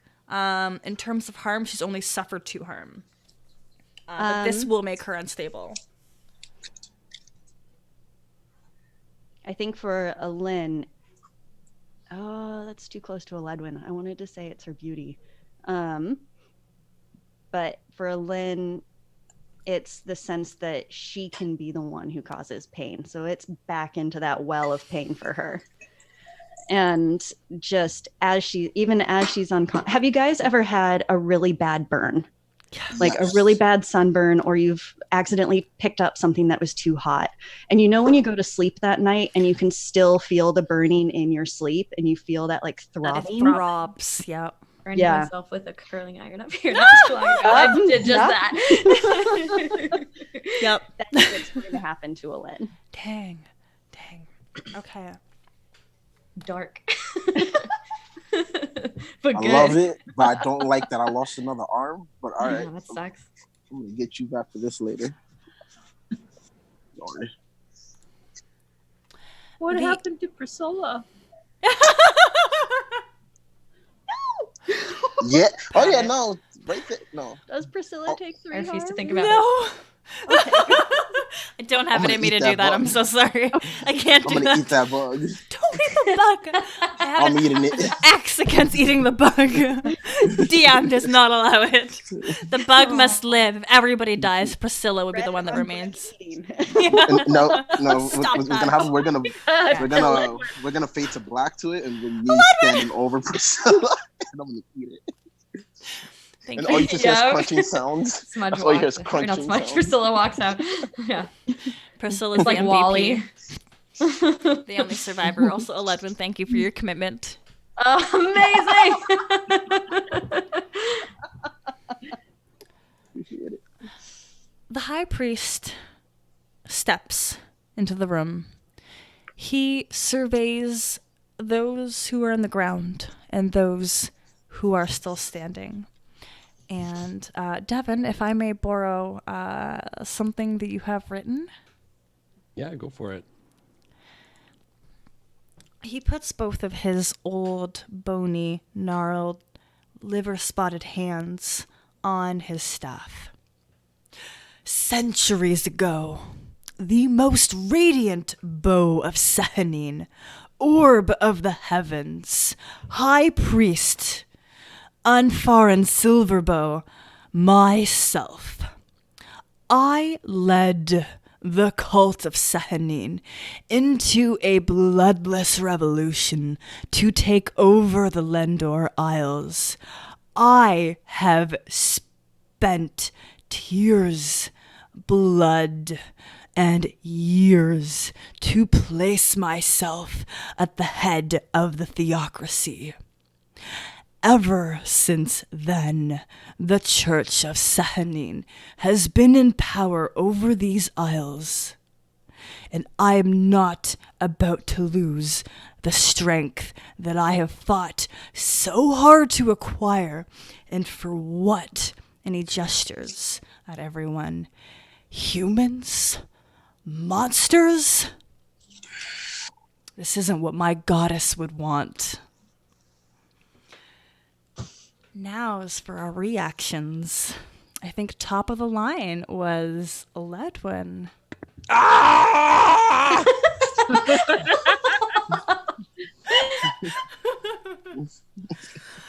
How you doing, buddy? Oh, you know. Just lost an eye. You just got all pretty and. The first question though is, was it a clean pluck? Is my mascara and eyeliner still good, or is all that just been? Maximum. That doesn't damage. matter. That doesn't Maximum. matter. It does. I though. think it's, I mean, DM choice is it's a little smeary. Yeah, I'm gonna say it's probably not in great shape. Yeah. Your one eye looks beautiful. Was it waterproof mascara though? It's very important. I'm probably not. I wasn't expecting that I would have to deal with that. You might be a little. After all these runny. underwater adventures, Right. Yeah, and as we've established, I don't swim. Oh, that's true. that's true. But come on, It's also man, you gotta pouring rain sweat. outside. Yeah, you have to sweat. So like. I mean, if you sweat, your mascara won't really run. If you're in the rain or you're swimming, it's gonna run. It's like raccoon territory. Alright. It's an interesting smear, though. This is just purely cosmetic. But you've got your one eye where it's like your good eye, where it's just like it's starting to smear. So you've got like that black under your lower lid, and then the left one where the eye has been plucked. We didn't see exactly the plucking. It all happened in a flash, where everybody's wounds kind of instigated at the same time. But Eledwin, it's almost like there was a magical hand that had scooped and torn sideways, so there is the smear sideways. And is it like rolling around on the floor, or is it gone? Ew. Hey Smudge, what? Just out of curiosity, like. I think it's gone. Yeah. Okay. That's kind of what I thought. Mm-hmm. So I don't know what it feels like to have your eye ripped out, but I imagine it's not pleasant. I mean, Really adrenaline is a painful. hell of a drug That's as well. true. That's true. I think the initial overwhelming pain would be there, but then it's going to kind of just simmer down to like, and then the high priest, as he's doing his kind of spiel. His intro speech. Here's who I am. He's monologuing. Recognize me. Yeah. He's monologuing. He's monologuing. I'm just too in shock and frozen to really do anything. My entire belief system and worldview is crumbling in front of me, and I can barely see it happening. You have negative depth perception now, so get used to that. Yeah.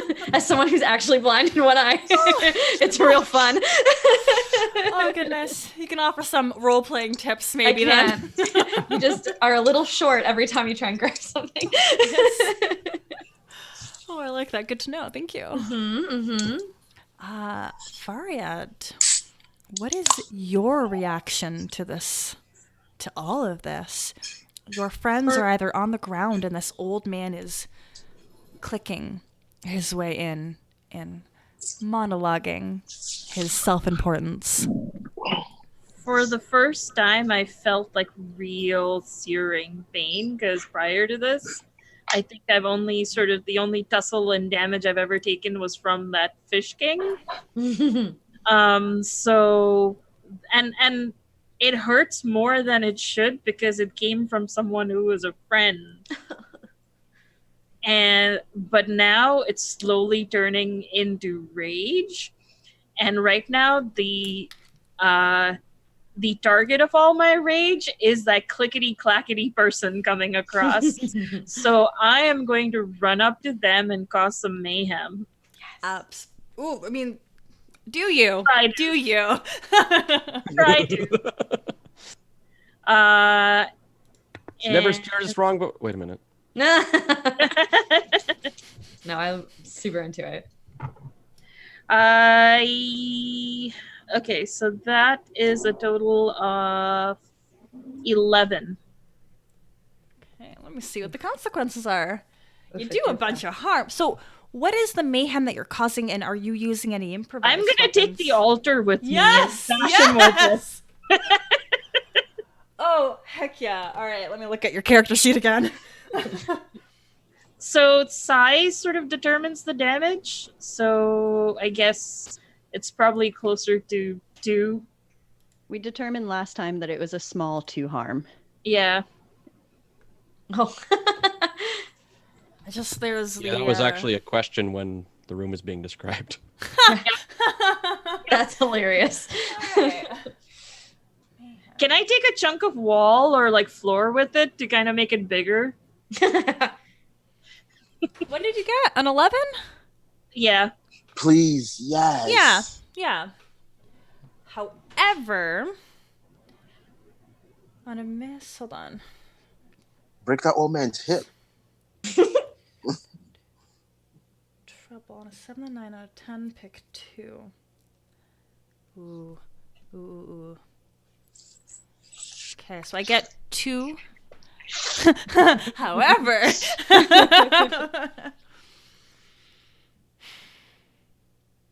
okay, we'll do one thing at a time. What does this look like, and how does this 4 harm probably feel? Okay, so it's attached to the floor, right? Mm-hmm. Marble So floor. As I pull it off, I take off a good chunk of the floor with it, and I'm just like almost close to clotheslining, but because I'm so small and it's so big, I kind of like square in the middle, like sort of abdomen, kind of just whack with it. I am just like war cry, like from such a tiny little thing. This big voice is coming. I'm just imagining Boo when she's screaming from Monsters Inc. for some reason. I like that. Who are 2 people that were standing? It was Killian and Aledwin? No, I should be like more or less next to Smudge when I was still holding. I'm No, definitely also standing. Well, Yeah. you have 1 arm now. Oh no, you're gonna see what I'm gonna do about that 1 arm situation in a I'm moment. thrilled. Yes. I'm out. I'm on the ground unconscious. Yeah, you're on the ground. I'm That's kind of not like me. one up on my knees. If you want to think about it, it should be just. I'm on my knees. 11 should be standing, and I think the old man is being a little prick, but that's about it. All right, I get to invoke 2 effects for a mayhem. I'm going to do the classic. You hurt someone nearby as well as your target. Aledwin, this will your armor can absorb this. Yeah, it absorbs up to 1 harm. Only 1? Oh, I think so, yeah. I'm sorry. You take 3 harm then. Yikes. Next upgrade, you'll take 3. And Faryad, you make something about the situation worse. I did take a good chunk of floor off. You ruined the decor. Unacceptable. Can never be used as an altar room again now. What are we supposed to do? Well, what's under the floor? Although, just a question, because my armor is 1 armor, but it also has the holy property. Does that come in at all? Because it's coming from. And that's. I lean towards no simply because they're hitting you with a physical weapon. If they were hitting you with Fair enough. part of them, yeah. Or something magical like evil magic, I would have. How you doing there, bud? Bad. Oh no. Yeah. I'm down like 6 harm at this point, so not great. Are you stable? Oh God, no. No. Is anybody stable anymore? I'm stable because I only took 3 total. Okay. I'm only at 4 harm so far, so I'm still good. You're somehow still stable. Yeah. Barely. Depending on what your next action, I might invoke a hard move against you, Killian, but we'll hold that for a second. I can't be killed. No one said that. No matter how hard I try, I still can't be killed. The high priest hits the far wall, not too far away from where Elen hit, and you can hear the air rush out of him, and he coughs up some blood. Impudent monsters! I will not have your kind around me. I'm just And- rounding up for the second attack, but after when my turn comes again. So by making the situation worse, I'm going to give him a free action. Okay. We'll roll for this, though. This is going to be his action versus... Oh. No, here's what we're gonna do. Oh no. I Oh don't no, like that. that voice. Oh yes. I don't like that one little bit. That's, Give it to me. that's like a ooh, give me Gonna- chills. I know. I know. I love that. 6, 7, 8. I've used that voice with that line before, so Dying is what gives us the greatest experience. Give it to me. I gotta stop playing Apex Legends. I swear to God, Caustic is bugging me. He's so intense. The priest forces himself up. It is a labored movement. He's very much pulling himself up with his cane. If the scene weren't so dramatic, it would be kind of sad to see. Where's my NPC list? And Farin, like the high priest he's up there, like 700 plus years up there. And I mean, of course, elves are long lived, but like this is a long life, and he has done a lot of things that have perhaps not been beneficial to his life. And it shows on the way that, like, the ways that he carries himself. It shows in the age. It shows in the way that he moves. He hurts. And he clambers halfway to his feet before shooting out one of his hands. Chosen, I command you, attack these monsters and rid them so I can use your powers. So, I rolled a 9, which is a mixed success.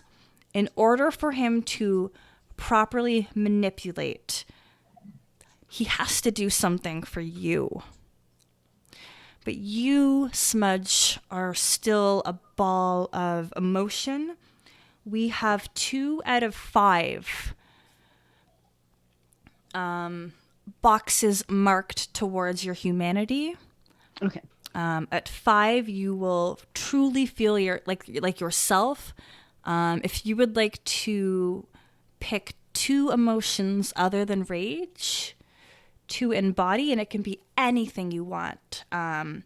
if you can pull them from your experience, from your feedback from Killian and Faryad, these are the emotions that you will feel, and if you can act out of that and let me know what the high priest can do to control you.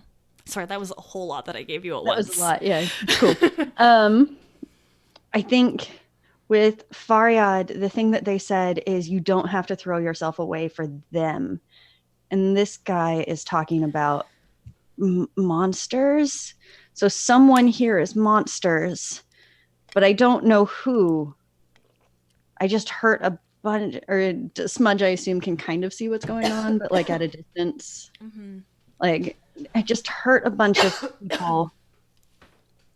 But it's hard to know if they're monsters when he's making me hurt them. And that other person was promising me a home. And I want to go home right now. And so I think what he feels is very yearning is going to be one of them, that yearning for home and like just wanting a frickin' hug, guys. I tried my best, but you burned off my arm, woman.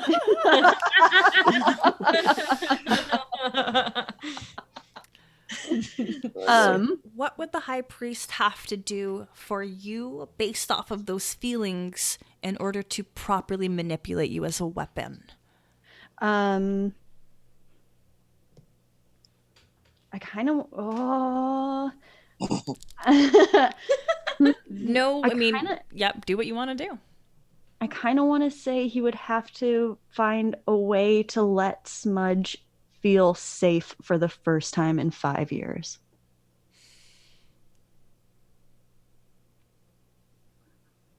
Can't do it. I don't even know how that is possible. I know, but considering the situation. Mm-hmm. I mean, it's viable. Such a bizarre interaction. It was the first thing that came to mind. I'm very anything else. It tracks though with the voices that have been able to resonate inside of your void of emptiness, and the only thing that you can kind of feel is like, is this an okay place? Am I safe? Am I with others? But are these others bad others or good others? Like, it's safety, as I really enjoyed that as a all-encompassing term.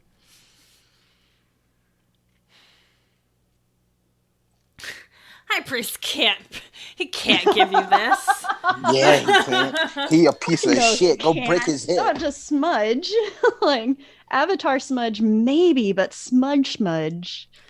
So, give me an act under pressure. This is going to be how much can you hold it together.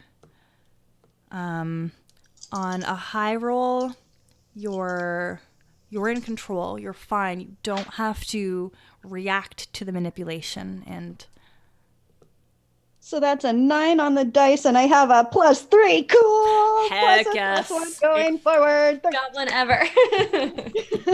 what does your resistance look like? I think for Smudge, Just it's like, do the thing. I don't think it's quite that dramatic. That's the priest to use, imploring you to be his weapon. Do the thing, monster. Pull the lever. You just called monster. I think it's like distressingly anticlimactic, actually. I think Smudge is still kind of in that like 11 pose from having just done this terrible harm to his party. And I think it's what's the name of the movie? There's a movie with a static monster in it, and basically the static monster kind of blinks out of static into nothing. This is the international hand signal for blinking out of static into nothing, by the way. And I think with each blink, the monster just gets a little bit the avatar smudge gets a little bit smaller until finally there's just this very, I think for the first time, maybe everyone in the party realizes just how little Smudge actually is. He's the size of a 3-year-old human. Like, yeah. And I think you just see this tiny blood-soaked Smudge is just kind of sitting there crying, or is just kind of standing there crying. And like with what little motive he has, he's just trying to put distance between himself and the high priest. Just, yeah, I don't know how much like physical toll it's taken on him to know what that looks like, I guess.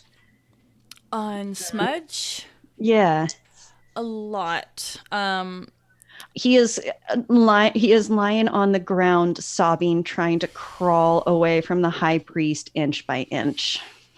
Like, you see his form as Smudge, and if you're comfortable with this, I kind of like the idea that he's naked simply because this is the first time nobody's seen him. Because I imagine he's just layered up in rags. It's like, well, this rag is falling apart. Woof! Like, it's gone. I got so many layers underneath me, and like that adds bulk to you. That adds a little bit of form to you. And nobody's seen you as you. And sad is a good adjective to describe. Sorry. Bless you. What we currently see. But you don't remain in that form for longer than 10, 15 seconds before that avatar, that pulsing power of energy consumes you. me in that time just say, like he's sobbing and trying to crawl away from the high priest and just be going, no, please help me. No. And just like gibbering panic as he's trying to get out. Oh, high priest, I'm gonna murder you. I'm right there. With the holder. God, I'm unconscious for all this because I'm pissed. Yeah, me too, but Killian, get me up. Top of the order. So initiative order is kind of loose in Monster of the Week. Okay, is everybody awake except for our poor precious Gwen? I'm definitely awake.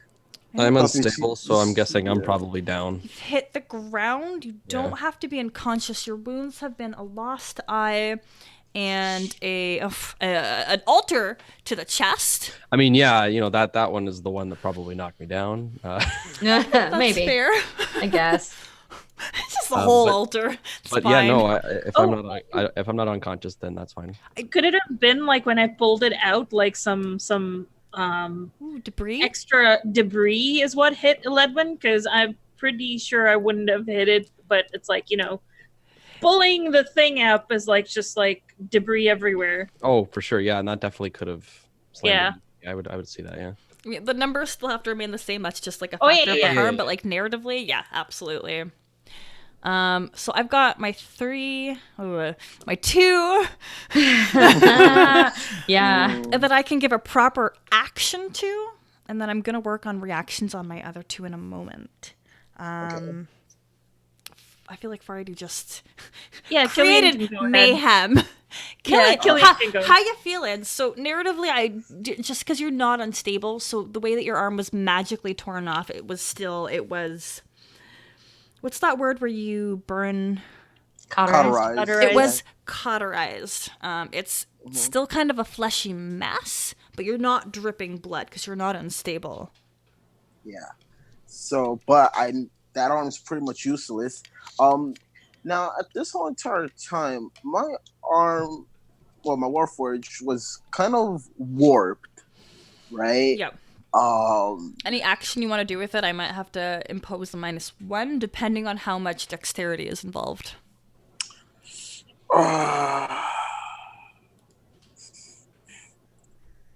Destructive Genius. Because I was thinking about, because if it was a bloody mess, I would have went with Trust Me, I'm a Doctor. But if it's just a clean, burned off cut, then it make no sense. So I would rather use Trust Me as a Doctor to the others. But God, I want to stab this dude so hard right now.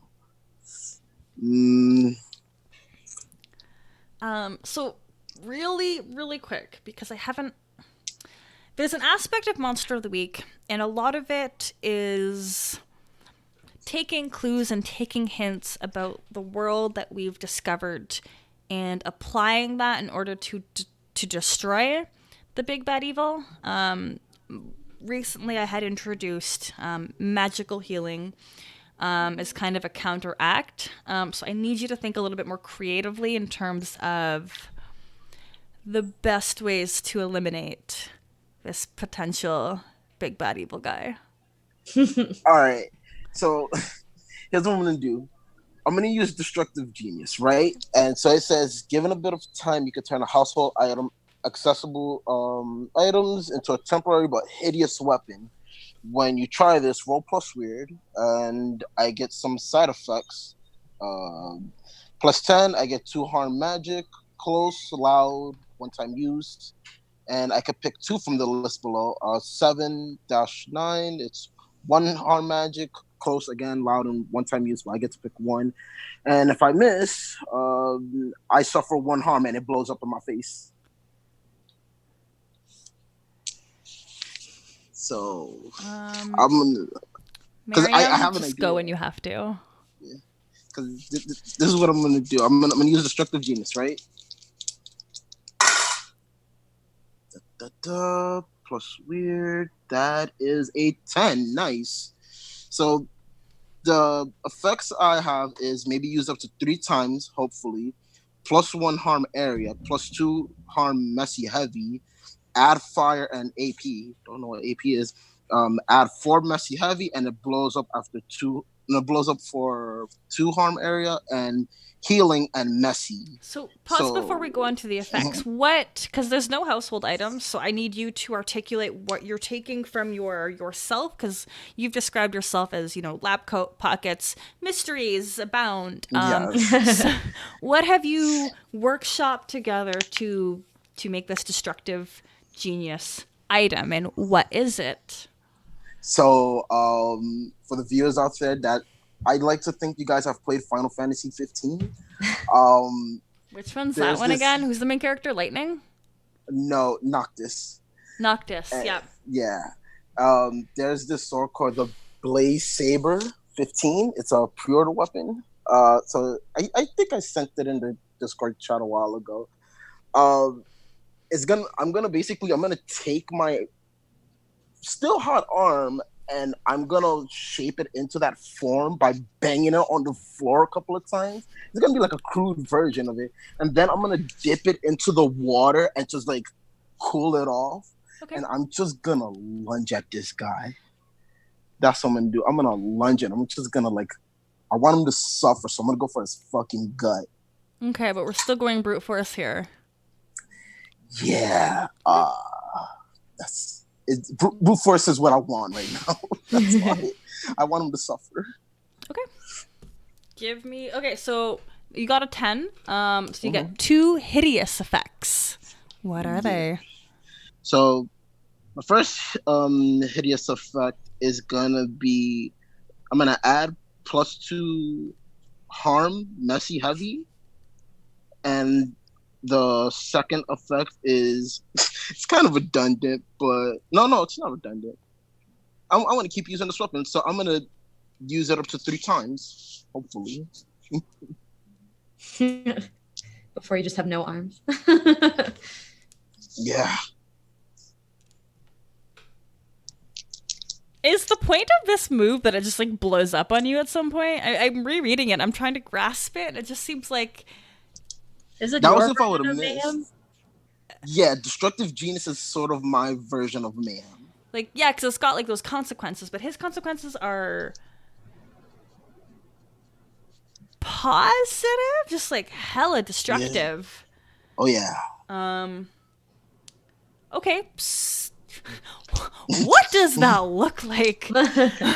So when I'm running up to him with this sword arm that I have, I'm just gonna straight up puncture. Like it's gonna go straight through. Are you punching the high priest or Elen? Elen is out. I do not give a flying care about Elen. I do need. Okay. I need him dead, and I'm just gonna like just straight up jam it into like his chest. So like basically through the solar plexus, out through the piercing through the spine, out the back, type like penetration deal. For forearm, sure. However, it's you perform this action, and the physical response of the high priest isn't what you would normally expect from somebody who has suffered such intense wounds. Not only have they been baseball hit with an altar, I don't even know how to describe that. He has now received this vicious punch that has punctured his chest cavity to the other side, but his head still remains high, and he coughs out a little bit of blood and laughs ever so slightly. Do you think that the goddess Sehanine will let me die this easily? And no, but you're gonna suffer. That's the point. Anime style, he pulls himself Yes. out of your arm with that schluck kind of sound where it just like pulls out of his innards, and it, a little bit of the blood kind of connects to Killian's arm as he's shoved aside just gently. And he takes his hand and starts to heal. Fariad, what would you like to do? I'm gonna aim for the head with some mayhem. Take us both out. I don't care. I want him dead. Then there's no party left. 2 are down for the count already. We'll be right back. Okay, roll neutrally. Don't get a 12 on this. It's not okay to do that. Unfortunately, I did. Fuck, we're all gonna die. Like, what do I have left to... What can you even offer anymore? Maybe I crack the weapon. Like, it's no longer a usable weapon. So we get 2 effects. I will comfortably take, after you perform the action, that it will crumble on impact. I cause massive property damage. I think you've already done that. Yeah. It's hard to articulate you losing control of it. Maybe it gets lodged in his head. I can't take it out. But it's also gonna break. Yeah. So I'll give you a choice. Do you want to make the situation worse, or would you like to affect or impact, hit somebody with your harm, is what I'm trying to say. Hey, if it hits Elen, sure. I don't want it to hit Killian. It's only gonna hit anybody who's up still. Then I will make the situation worse because I don't want Killian dying. Okay. Especially since he's not here right now. He comes back. Surprise, you died. Hey. Whoops a doodle. All right, walk me. Okay, how is Fariad feeling? Like, there's been a lot that's just happened. Are they able to process this, or are they just processing it with senseless violence? I think the latter, because right now it's just like rage, like seeing Smudge die or like whatever, the transformation, and then Smudge like trying to get out, but like this is literally poking at the time I was summoned and created. This is just like these 2 people, Elen and the High Priest, are to blame, and they will pay. Dang. Okay. So did you ever drop the altar? Were you just kind of like cradling onto it after being like, shit, I just hit? I hit it, and then I'm like swinging back to hit once more, and that's when it breaks or loses control. Okay, it's gonna do both because you got a really good roll, so I get 2 effects. Yep. So What happened to me? Faryad, You're not dying though. you're not dying. You're okay, Killian. Okay, cool. Faryad has learned not to do the baseball swing. Line. Yeah. And Yeah. they've now switched to a hammer kind of swing. Nice. Thank God. And the altar strikes the old man's head, and it crumbles around him, and all you see is a spray of smoke and blood. Oh, that's not good. The fuck? Oh no. Is What the the high fuck does priest that the even high mean? priest? Is the priest space pope? What did you say? Space folk? No, space pope. Oh, surprise! That's good. So the high priest, we're just gonna RP, like there's a bit of a scene where there is the settling dust, and everybody's kind of groaning, rolling, unconscious, in pain, in stasis, a little bit of everything, and Alen comes to in her corner, and with her last vial of healing water that she had pulled from the room down the hallway, she slowly drags herself to the nearest downed person, which is Eledwin. I don't want you to hate me. This isn't how it was supposed to be. We all hate you. And she pours what's left of the vial into your mouth, and it will heal you back up to normal. You still don't have an eye. Yeah, I That's was gonna say the eye doesn't. Yeah, He's the new definitely. Pliskin. and like He's the new dent Pliskin. is still. Yo, this is really hard to erase. Oh no. I Frankly- cannot see properly. Oh goodness! I mean, Carly wasn't kidding. You got to really account for the depth. Yeah, I think we it's said the depth. Yeah. Depth perception is totally changed. You're good. All right. Does she pass out after that? Yes.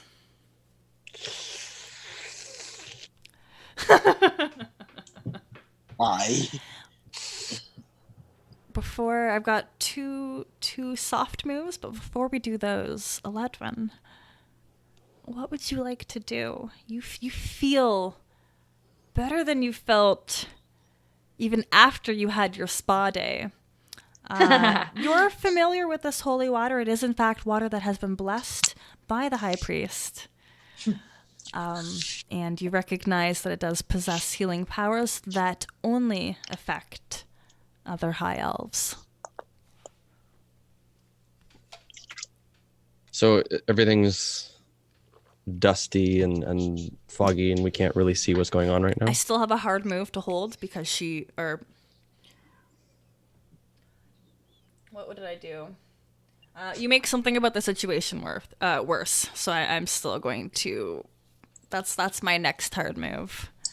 Okay, but like I don't see where the high priest is. Like, can I make out where anybody is? Can I see anybody? You're low on the ground, so you can see others who are low. You can see Gwen snoozing, not peacefully. No.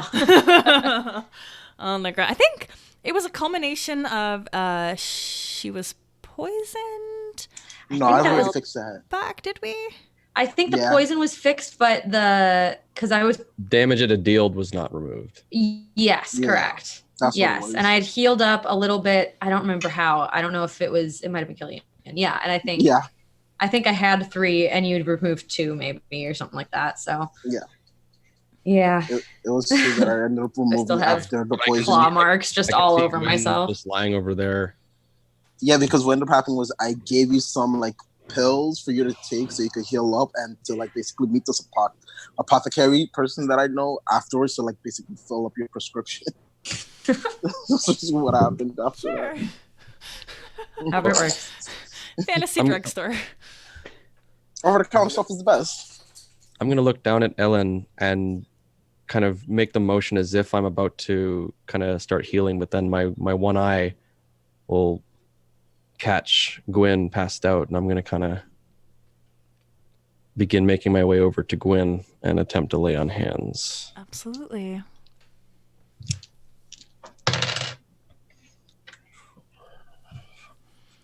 Yeah, that's another luck point going. I was just gonna say, no. if you don't do well, use your luck point. Yeah, You know what? It's kind of important that Gwyn is up right now, so I appreciate it so much. I find it funny. I've only still used only one luck point this whole entire campaign.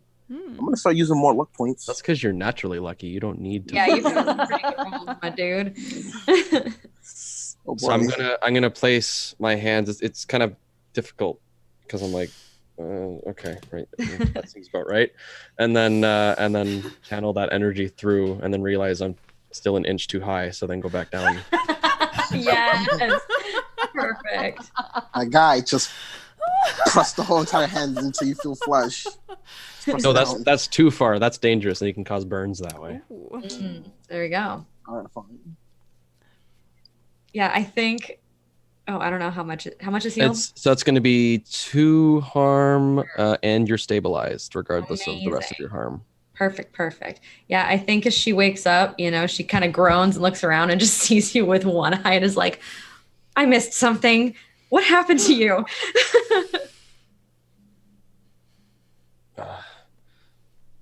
I'm not entirely sure myself, but you need to get up right now. Okay.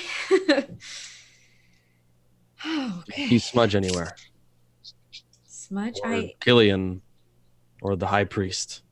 I don't know. Last thing I remember, the high priest came in and there was just a lot of pain. And then now. Yeah, this. that was the eye thing.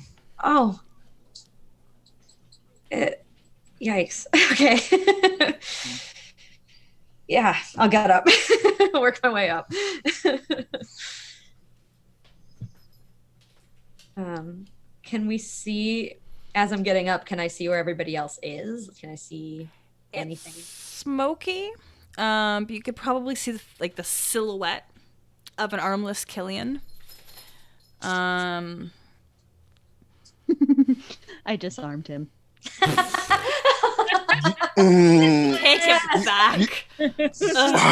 You know what? No, I'm gonna let it slide. My body. It's perfect. Brilliant. Straight to the moon, Gwen. I swear to God, straight to the fucking moon. Brilliant. Beautiful.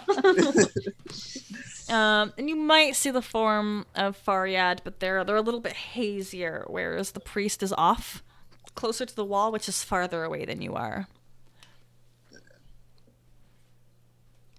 Okay. You have a free action. What would you like to do with it? Oh, good grief. I don't. Let me see what I can do. Oh gosh. Oh golly. Okay. No pressure, but Yeah, I'm right? expecting I know. greatness from you. I know. I totally know. You remember to pack a healing potion this time? Oh yeah, I did remember my med kit, so I will pop that bad boy out. Yeah, we both did in our first aid Yeah. kits. You're good. I'll pull out my med kit, and I don't know how many. I guess would this be my preparedness thing? Sorry, I just dropped it. That's how I would interpret it, yeah. Cool. Okay. Cool. So let's see if I'm like super lucky. Could I have 2 health potions on me at least? If you That'd get be a choice. 12 or use a luck point, Okay, we'll which allow it. I mean, if not now, when? But let's see. Yeah, I'm using a luck point. Okay. I mean, it wasn't bad. It was an 8, and then it would have been, I guess, a 9, 11. But I want 2, so I can pass 1 to Aledwin as well. One by one, we move closer to the abyss. Yes. I don't like the face Bianca made when I say that. What? Although you were fully healed. I guess I don't know that. I just see you with missing eyes. So, I mean, Yeah. I look great, except for the fact that I'm missing an eye. yeah, I'll hand it to you anyway. Save it for later. Maybe if I shove it in the eye socket. It'll grow. Oh, Don't worry, we'll just make you Gnarly. a prosthetic I think eye. that is that's just ripe for infection if you do that. Do not Don't worry, I'm recommend. a doctor. Don't worry, I'm a doctor. I could give you a new eye. I dabble in cybernetics, so I can help you. Yeah. It's gonna be like What? an adamantium. That's a hard word. So you can't actually see it of it, but it'll look really cool. Mm. Also, if people totally decide to picturing, vote like- you, Oh no, wait! I chose my art of study as biogenetic engineering. I could just clone you a new eye. Oh, nice. We'll see. We'll see. Yeah. We got some post credits to consider Yeah, yeah. next episode. Yeah. So sorry, you preparedly had these two health potions, and you hand one to who and the other to who? Sorry, Aledwin and Aledwin. sorry to Aledwin And then myself. Oh, and yourself. 'Cause I still Okay, could use one. absolutely. Yeah, because you're probably still quite. Yeah. Sorry, my internet's going. Yeah, you're a little choppy. That's okay. Yeah, I still have it. I still have 2, so I could use some more. Okay, what does that bring you up to? Do we determine what? I don't know how much a health potion is. Yeah. I would just give it a flat 3. Oh, sweet. Well, then I'm set. I'm good. Golden. Feeling better? Feeling great. Rapier's out.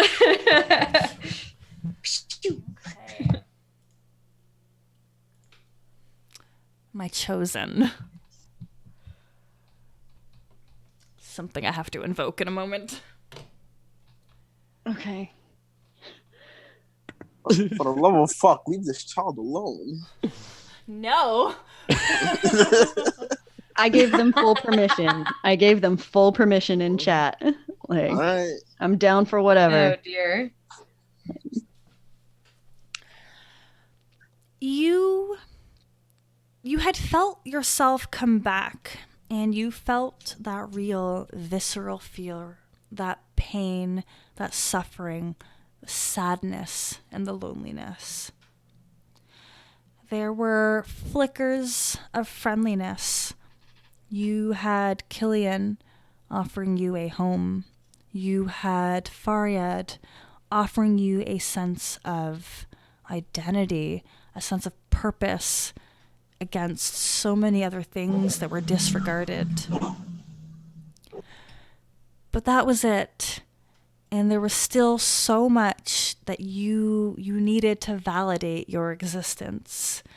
And without that strength, without those emotions, without those friendships, frankly, you feel yourself start to crack. The smudge that we knew starts to fracture almost down the center. So outwardly, we still see this glowing figure that started to pull itself away. And inside of Smudge's brain, you have this sense of yourself, but it doesn't feel like yourself anymore. That loneliness is so encompassing. And then you hear a voice. It's a low, deep voice that you do not trust, but you have not heard anything else in what feels like so long that this is the voice that you cling to. The high priest's low tenor vibrates in your imaginary ears. Chosen, this is your time. Lend me all of your strength, as all the Chosens have before you. Give me your power so that I can grow and we can end this illusion and I can ascend. Can you give me an act under pressure? Yep. Yep. Under pressure. That is. That really is important. Go ahead. Go ahead. Oh, Miriam typed something, and it's really important that, like, I had mentioned this earlier, but Sehanine is the goddess of not just, like, moon stuff, but, like, illusions and shit. Yeah, but go ahead. So that's an 11 total. Nice. You are able to keep your cool in this moment, but you can feel yourself start to pull away from from the smudge that we knew, and your sense of self is drifting. And I'm going to remove a mark of Goblinity. smudge. Yeah. So you only have one out of 4 for your sense of self that would kind of ground you again. And go ahead. Can Smudge reply to the voice in his head with an 11? So. I think that's a good number to reply to. If you're telling me, that means I have to agree. That means I might be the chosen, but it might also mean that I have a choice.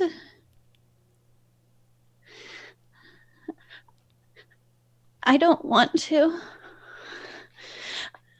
I want to go restart my clan with Faryad and Ledwin and Killian.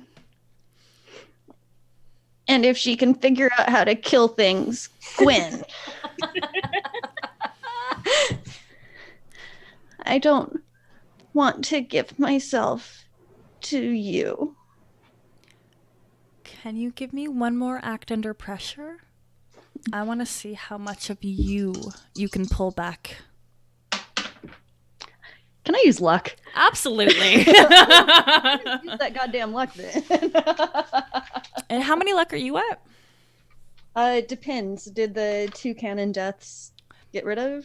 It's going to add 2 more luck. Okay, so I've got 2 left after using this one. Okay. Yeah.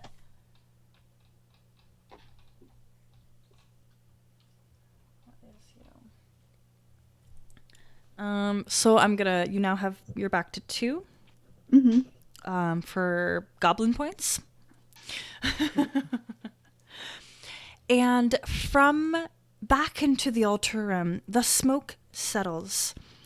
And standing before you is no longer the illusion of an old forehead. Or is it skid marks? Hey. No, A plus. Oh, I love It's it. going on my other arm where the tattoo of the other pun was. The dust settles, and standing before you, there is no longer the illusion of an old man and his cane, but rather there is almost an immediate replica of the prone form of Smudge, that glowing, beautiful, bright, powerful, staticky light. But it is in the form of a tall man. Even the static represents, there is a flowing, amorphous light that represents the high priest's hair. And the only thing that almost sets the two apart is the solidity that this high priest has. What stands out the most are the silver eyes that stare out at all of you. And let me roll something really quick. Also, damn it, Killian. Norman, you can't leave the video. It messes up with the... If you can leave your video on, Norman. Yeah, you don't have to be on video. Just like plop it down somewhere. It's just we've got 6 frames for our... Yeah, you're good. You can just put the video down if you have to. It's like plop your phone down. I am rolling kick some ass. Oh boy. 6, 7, 8, 9, 10. Oh boy. Oh Boise. Getting their butt kicked. I imagine it might be me. Maybe. Oh, Boise. Boise, Idaho. Extra effect. Ooh. So with my extra effect, I'm going to inflict terrible harm, which ignores armor. I will burn a luck point to not take any damage. Absolutely. So we'll role play this for a second. So this there's so many synonyms that I want to use that aren't actually correct. I want to call this like glowing, heroic, majestic figure starts to stride towards Faryad, and they're what did I call it? I don't want to say staff. Their walking stick now is being brandished like a glowing sword. And without even getting close to Faryad, they make a slashing motion in the air. And this blade of light goes to cut Faryad. But the abomination that they are, this holy magic, dissipates all around them and blinks away into sparks behind them. But I'm going to get 2 turns because you made the situation worse. 4, 5, 6, 7, 8.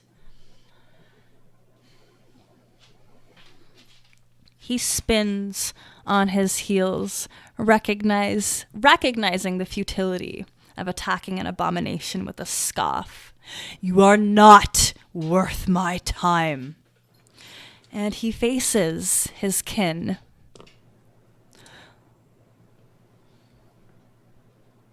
You have such a beautiful name, and I, honest to goodness, can't pronounce it properly.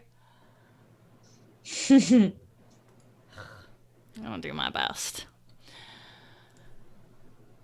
Eledwin Miryakawa, you were one of my people, and yet look at how low you have become.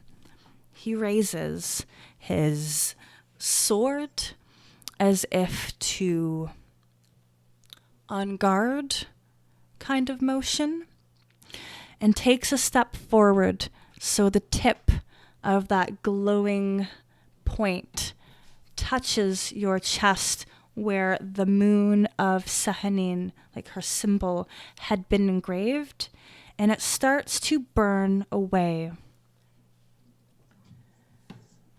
So with my roll, we both take harm. Narratively, this is going to be a harm of he is excommunicating you, is what this action is. The symbol, I can only imagine that your beautiful armor had many symbols, many representations of And the your staff, too. yes, of your devotion. And the touch, it starts at your chest, and those sparks that had kind of dissipated around Faryad start to spread out around your armor. And within moments, it becomes this rather plain, dull, unimpressive looking armor, and your staff is equally drab and plain. You are not one of mine. How would you like to react? That doing so injured him? It Do I feel any impact on my chest when he's doing that, or does it just like do I feel anything pressing against me? You would. So narratively, there is 2 harm that has been taken, but you. This is why I find kick some ass kind of difficult. So take the 1 harm because that's what it equals out to, and it's almost like an emotional harm. There are no. Yeah, I was gonna say it's really more of physical- my pride and self-confidence that took a hit there. Everything you stood for. I mean, it's been crumbling over the past 10 minutes, but like this I mean, was really the last year. Yeah. There's been signs. Yeah, how would you like to react?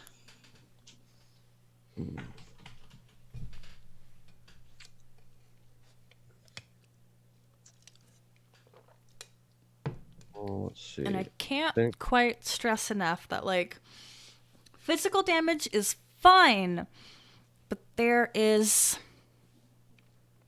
something. You can't just smack him dead. Yeah. No, I figured We've that. tried that a couple times. It hasn't worked. Yeah. Stop it! Get real tired of your shit. I'm getting real tired of your shit, bro. Come on. Fine, everything's fine. Goddamn you. Enough of these jokes. We're in a serious situation. So Goddamn. he's got two blazing silver eyes, but he's a being of light. Yes, the eyes are silver where he is light, and this isn't really conducive to what you identify as your god's power. Yeah. There's something off about it. Yeah, I've been picking that up. But obviously I can't punch him. I mean, you're welcome to, but It would hurt a bit. Look, hey, look, if Faryad can't take him down with I Right. mean, No one the can. altar, yeah, that's Twice. that's pretty. I was throwing the book at him, kind of. Well, can I give a small suggestion? We're all seeming to have trouble trying to kill this man. Can we just trap him? Trap him like in Supernatural, like how they just have him in a magic box. I don't know. Maybe the Let's other find a being of magic light box. can hurt them. I mean, Who knows? I can mean, try like- my tentacle banisher. Yeah, like try to like Ah. bind him, strip him of his power, something. I don't care, but I either want this man dead. Oh. Is that the banish a spirit or curse from the person, Yes. object, or place it inhabits? It's called Cast Out Evil. You banish an unnatural creature from your presence. There is a use magic option, which is to trap a monster, I think. Mm-hmm. What? What is going on? Y'all can investigate some mysteries too. Don't. I was Yeah, gonna yeah. do that. I I was think- I waiting for. I'm gonna do that for sure, but I just want to know what's going. Where's Smudge? Like, what's going on with Smudge? Is He was sitting- trying to crawl away when he was in smudge form, but then that power re-enveloped him, and he's currently prone behind the hole in the altar, so away from everybody, because he wanted to get as far away from the priest as possible. moving or completely still. Now he's still, but he got a couple of arm pulls away. Okay. Yeah, let's do investigate. I'm terrible at this, but let's do investigate a mystery because I feel like I might be able to glean something religious from this that may help me to understand the solution. Okay, that's really bad. So we're gonna luck that one again. Burning through those quick. So yeah, I'm just gonna give myself a 12 on that investigative mystery. Yeah, so you get 2 questions plus a question of your own device. Okay. Let's go with what sort of creature is it? Yeah.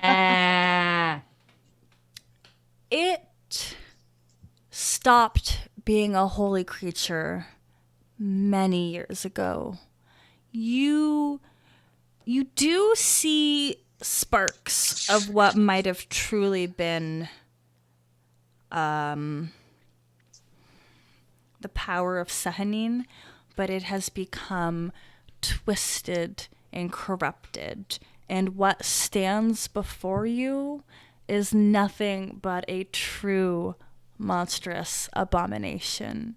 So much more beyond our tiny button-eyed creature, and even what exceeds Smudge in this raw power form. What stands in front of you is a representation of a mortal who tried to become more than they could ever hold. Shannon, you're killing me. No, me too. Mutual? Like, You have Okay. 2 more questions. Second question: what can hurt it? Yes, good question. Like power, something similar to what it is. It must be something of it. So like unnatural anti-holy power? Is that? Yeah, that's what I'm thinking. Yeah. Yeah. Your battering ram might be the solution to our problem. We've tried that. Once again, not quite physical force. Yeah. It's a need to take magical. I do have a pudding catapult. Perfect. That's Yes. the one. You're right. Wait, are you Did even it. armed with pudding to do this in the first place? Or are you just using We're it talking to about the monster pudding, not actual pudding. Thank you. Yeah, you've got two very clear options, Faryad and Smudge, for what may hurt it. Mm-hmm. And your last question. We know what it is. We know what can hurt it. What can it do? You get a very strong feeling that what Anfarin, the high priest of Sahanin, has been doing, he has been doing for a long, long time. And the level of his power, the sense of his threat is almost at 99%. You get a feeling that with one more drop of power into his well of holy corruption, you think that the high priest will be able to unleash the apocalypse that everybody has been so afraid of so far. You're saying his power level is over 9,000? Oh, yeah, Yeah, there it is. There Fuck it is. it. That's the third tattoo. And see. Yeah. Kinda, right? So it's done. So we need to use his own power against him. He seemed to have gotten his power from Smudge. Yes. So it stands to reason that Smudge could take that power away. Sounds logical. Do I hear that? Yeah, you're saying this out loud, right? In character. Yes. Yeah, we're all Yeah. hearing this. Yeah, that sounds logical. I'm gonna grab Smudge and try to smack Smudge, the priest with Smudge. No, oh my god. Bad plan, bad plan. That's not how that works. Stop them. It's gonna hurt. No. No, fire down. No. We don't do that. Well, you said it's either me or Smudge, so Look, Why not both? So, Last dose. okay. So Eledwin, you still have 2 harm to inflict through whatever means you find Yes. necessary. What I was going to say was I'm going to kind of out loud ponder that as I'm examining this thing up close. So I am going to try and keep his attention on me as I begin to recite Holy Scripture back at him. We are meant to be the sword in the darkness, the fire that burns against the cold. Yes. We are meant to be the light that brings the dawn and the shield that guards the realms of mortals. We are to serve the church in valor and faith, to protect the weak and defenseless, give succor to widows and orphans, refrain from the wanton giving of offense, sir. We are to live by honor and for glory, to fight for the welfare of all, to guard the honor of the order, eschew unfairness and meanness and deceit, to keep faith at all times and speak the truth, and to persevere to the end in any enterprise begun. You, sir, are no holy man. And I'm assuming while I'm doing that, you guys are going to figure something out. Yeah, I'm wanting to We're Yeah. going with plan use smudge as a weapon. No, Yeah, hold I'm on. I want to give You- Smudge you a moment do- to react. Yeah. Yes. You're at 2 out of 4. You drift in. Your consciousness catches snippets of the world around you. You're not completely conscious in this form, but you're starting to feel a little bit more here. I'm going to give you, I think we might end on your action. And can everybody please write down what they want to do next? Like, write what you want to do right now. And we're going to do it next scene because I will not remember. And I want Smudge to, I don't want to say respond, but react. I think one of the snippets that comes through, like there's this image of a Ledwin who's been there, like, and it's not always been good, but he's been there. Like, and he just hears this guy say, "You are not one of mine." And that connects somehow. And he goes, "No." And in his mind space, he's going, "No, he's not one of yours. He's one of mine. He is a gushing wound. He is a honorary goblin, and you don't get to pick on him just because you're bigger." And I don't know if Smudge can kick some ass in this state, but he's sure gonna fucking try. I don't know what that is, but yeah. Okay, two-parter. Mhm. If you would like to kick some ass, in order to attack who you want to specifically, I will need a 12 plus. If you want to kick some ass indiscriminately, it's whatever else you roll above a 6. Because I imagine this surge of energy where you've been able to pull in pieces of information and you're working yourself up. Like, these are my friends. These are my people. With this surge of emotion, how do you react? I think that's the internal monologue, and let's fucking do it. I know you don't have a lot of luck points left. I know. Right? Okay, so that is. Fuck yes! That's a 12! Oh, bitches! Nice. Nice. Nice. What does your attack look like? I kind of want it to be so. Smudge has just been this like tiny crawling thing, and I like to imagine that at this point he is figuring out how to. I can't believe that was a 12.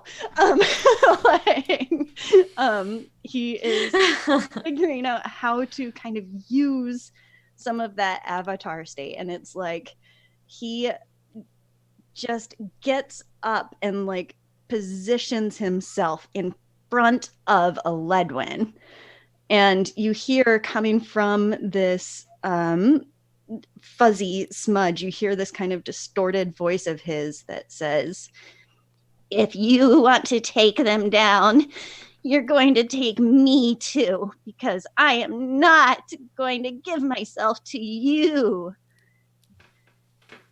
And I don't know if he can do psychic damage, but that would basically be what he's We going seem to for. have been doing this now, so I'm cool with it. Okay. Run off the rails on this crazy train. Oh. As one does.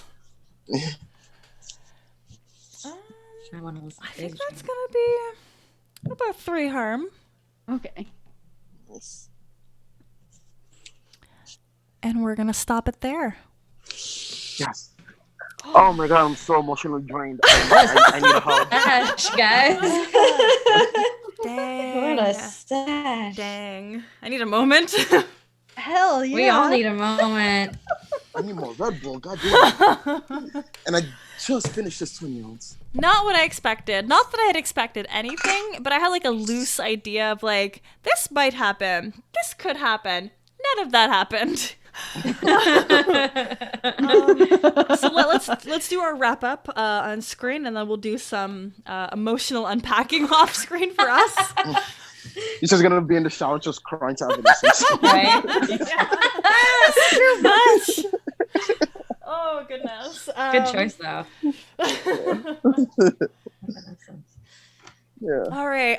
So once again, my name is Bianca Zelda, your illustrious keeper. If you want to follow more things that I do, you can find me on Twitter or Instagram as @BiancaZelda, where I mostly take pictures of my cat, and I occasionally tweet about. I don't really tweet. It's fine. Occasionally tweet about your cat. I don't, but I really should. Like, I don't know what's stopping me. I mean, most people have a whole dedicated Twitter for their pets. Right? I have too many pets to have like dedicated. I don't. It's too much work. Too I much love work. them, but I don't love them that much. Miriam, where can we find you, and what kind of projects are you involved in with right now? Yeah, so you can find me on Twitter at media_junkie. Currently, I'm doing so many streams. I've lost track. But all of that you can find on Twitter, as well as I will be running a short shot in September, in Dungeon World, which I'm super excited about. And That's really cool. Yeah. And yeah, I mean, there's the Musafirs, which there's going to be a bit of a scheduling change because of life. So instead of a almost weekly schedule, it's going to stick to being bi-weekly, regardless of whether it's bonus or actual episodes. Yeah, I'm into many things. I think that sums it up. Shout out to Biweekly Podcast, simply because it's not as emotionally stressful for whoever has to handle the bulk of the work. So I think that's really important as somebody in that Just sphere. say a cat butt. Yeah, It helps me keep track of all my not a podcasts podcast listening. without a cat butt. He is trying to eat my microphone. No joke. You could have let him. Just wants to get in on the party. Yeah. Yeah, he could be our savior. Feline Yes. intervention. Always supportive of that. Norman, where can we find you online? And what are you doing right now? What are you tweeting about? My tweets are just really random things that pop out of my head.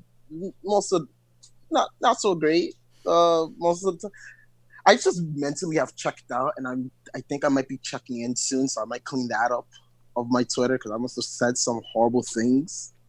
Possibly, I don't know. If you want to find out what I've said or what I've tweeted out, you can find me at Norman Lambert 45, where you can just see me ramble about the most dumbest things, like how Chicago pizza is not pizza. It's But that's good just- pizza. It's How a dare you. casserole. It's a casserole. It's cornbread with sauce on top. I'll fight for my. It doesn't have cornbread in it. I'll fight for my Say city's that like pizza. it's a fact. New York pizza is real pizza, damn it. Incorrect. I have no stakes in this debate. I know. No, you have no You've stakes. had this debate already. Yeah. this is part two. I'm just not bringing the public Oh, into goodness. our dirty laundry. Carly, where can we find you online, and what do you scream into the void? Oh God, too much. I'm on Twitter at Carly221B, and then Instagram CarlyOB, and oh God, yeah, I scream a lot into the void just all the time. Right now, it's a lot about capitalism, I would say. Got a lot of Yeah. feelings about that, so Yes, so many feelings about capitalism. I support you in this. Scream Thanks, away. appreciate it. It's a lot right now. Oh goodness. Devin, how about you? Where can we find you online, and like what kind of sounds do you put out into the universe, and are they positive? I like to think so. Try to be positive. Mostly it's random thoughts I have throughout the day that I'm like, I like that thought. Maybe other people will. That's basically what I put out. Although me and a couple other dungeon masters are looking to start our own stream pretty much the week after this one ends. Dang, you're into this. Yeah. You Is got it me. me? You got me. The bug. You bug is and Shannon. I think that's super impressive. So yeah, we're gonna be doing that. I'm playing a bard who weaponizes sea shanties. It's gonna be great. Will you sing? Like, Yeah. are you going? Oh, yeah. Okay, I'm gonna tell you this. DM wanted our backstories, so I recorded myself singing my backstory. I saw you post about that somewhere. I Yeah. thought, like, that Oh, can't be next real. level. That's not real. Next Oh my level. goodness. I apologized immediately afterwards to him Chat, No, post there's this no in the chat, apology. because please. it was like Post four, it, it was like post 4.5 minutes. of 4.5 minutes? Yes. Yes. What? Give me Post all. it. Post it. Listen, if I'm gonna have a high school AU Man. one shot, I want this song. I need it. Oh my god, I Yeah, would no, love you to can do you that. can find me on Twitter at DonMeGoldenSun. We'll be posting stuff on there about it, and yeah, it's gonna be good. That is really cool. I'm hyped for you. And finally, our favorite but not last, Shannon. I know you don't use social media, but you've been getting involved in a lot of things lately. Can you tell me a little bit about that? Yeah, so you can mostly find me here and on Discord, where I'm part of the Broadswords, Venture Maidens, D20 Dames, Roll Like a Girl, basically anything featuring like women and gender minority people. Like, I'm there. I like that. I got yeah. a podcast for you later on after this. Okay. And recently I've been doing a little bit with Welcome to the Party. So hopefully with their new season starting up in September, I might be sneaking over there to do just a little bit. Yeah. Oh, that's so nice. Yes, yes. All right, well, thank you, everybody, for joining. If you're interested in our content and you would love to support the Greyhawk channel, you can definitely check out their Patreon to see what's available for you and how you can support us. If you just enjoy a good old-fashioned conversation, you are more than welcome to check out the Greyhawk channel Discord. And thank you, everyone, for joining, and have a great monster-free night.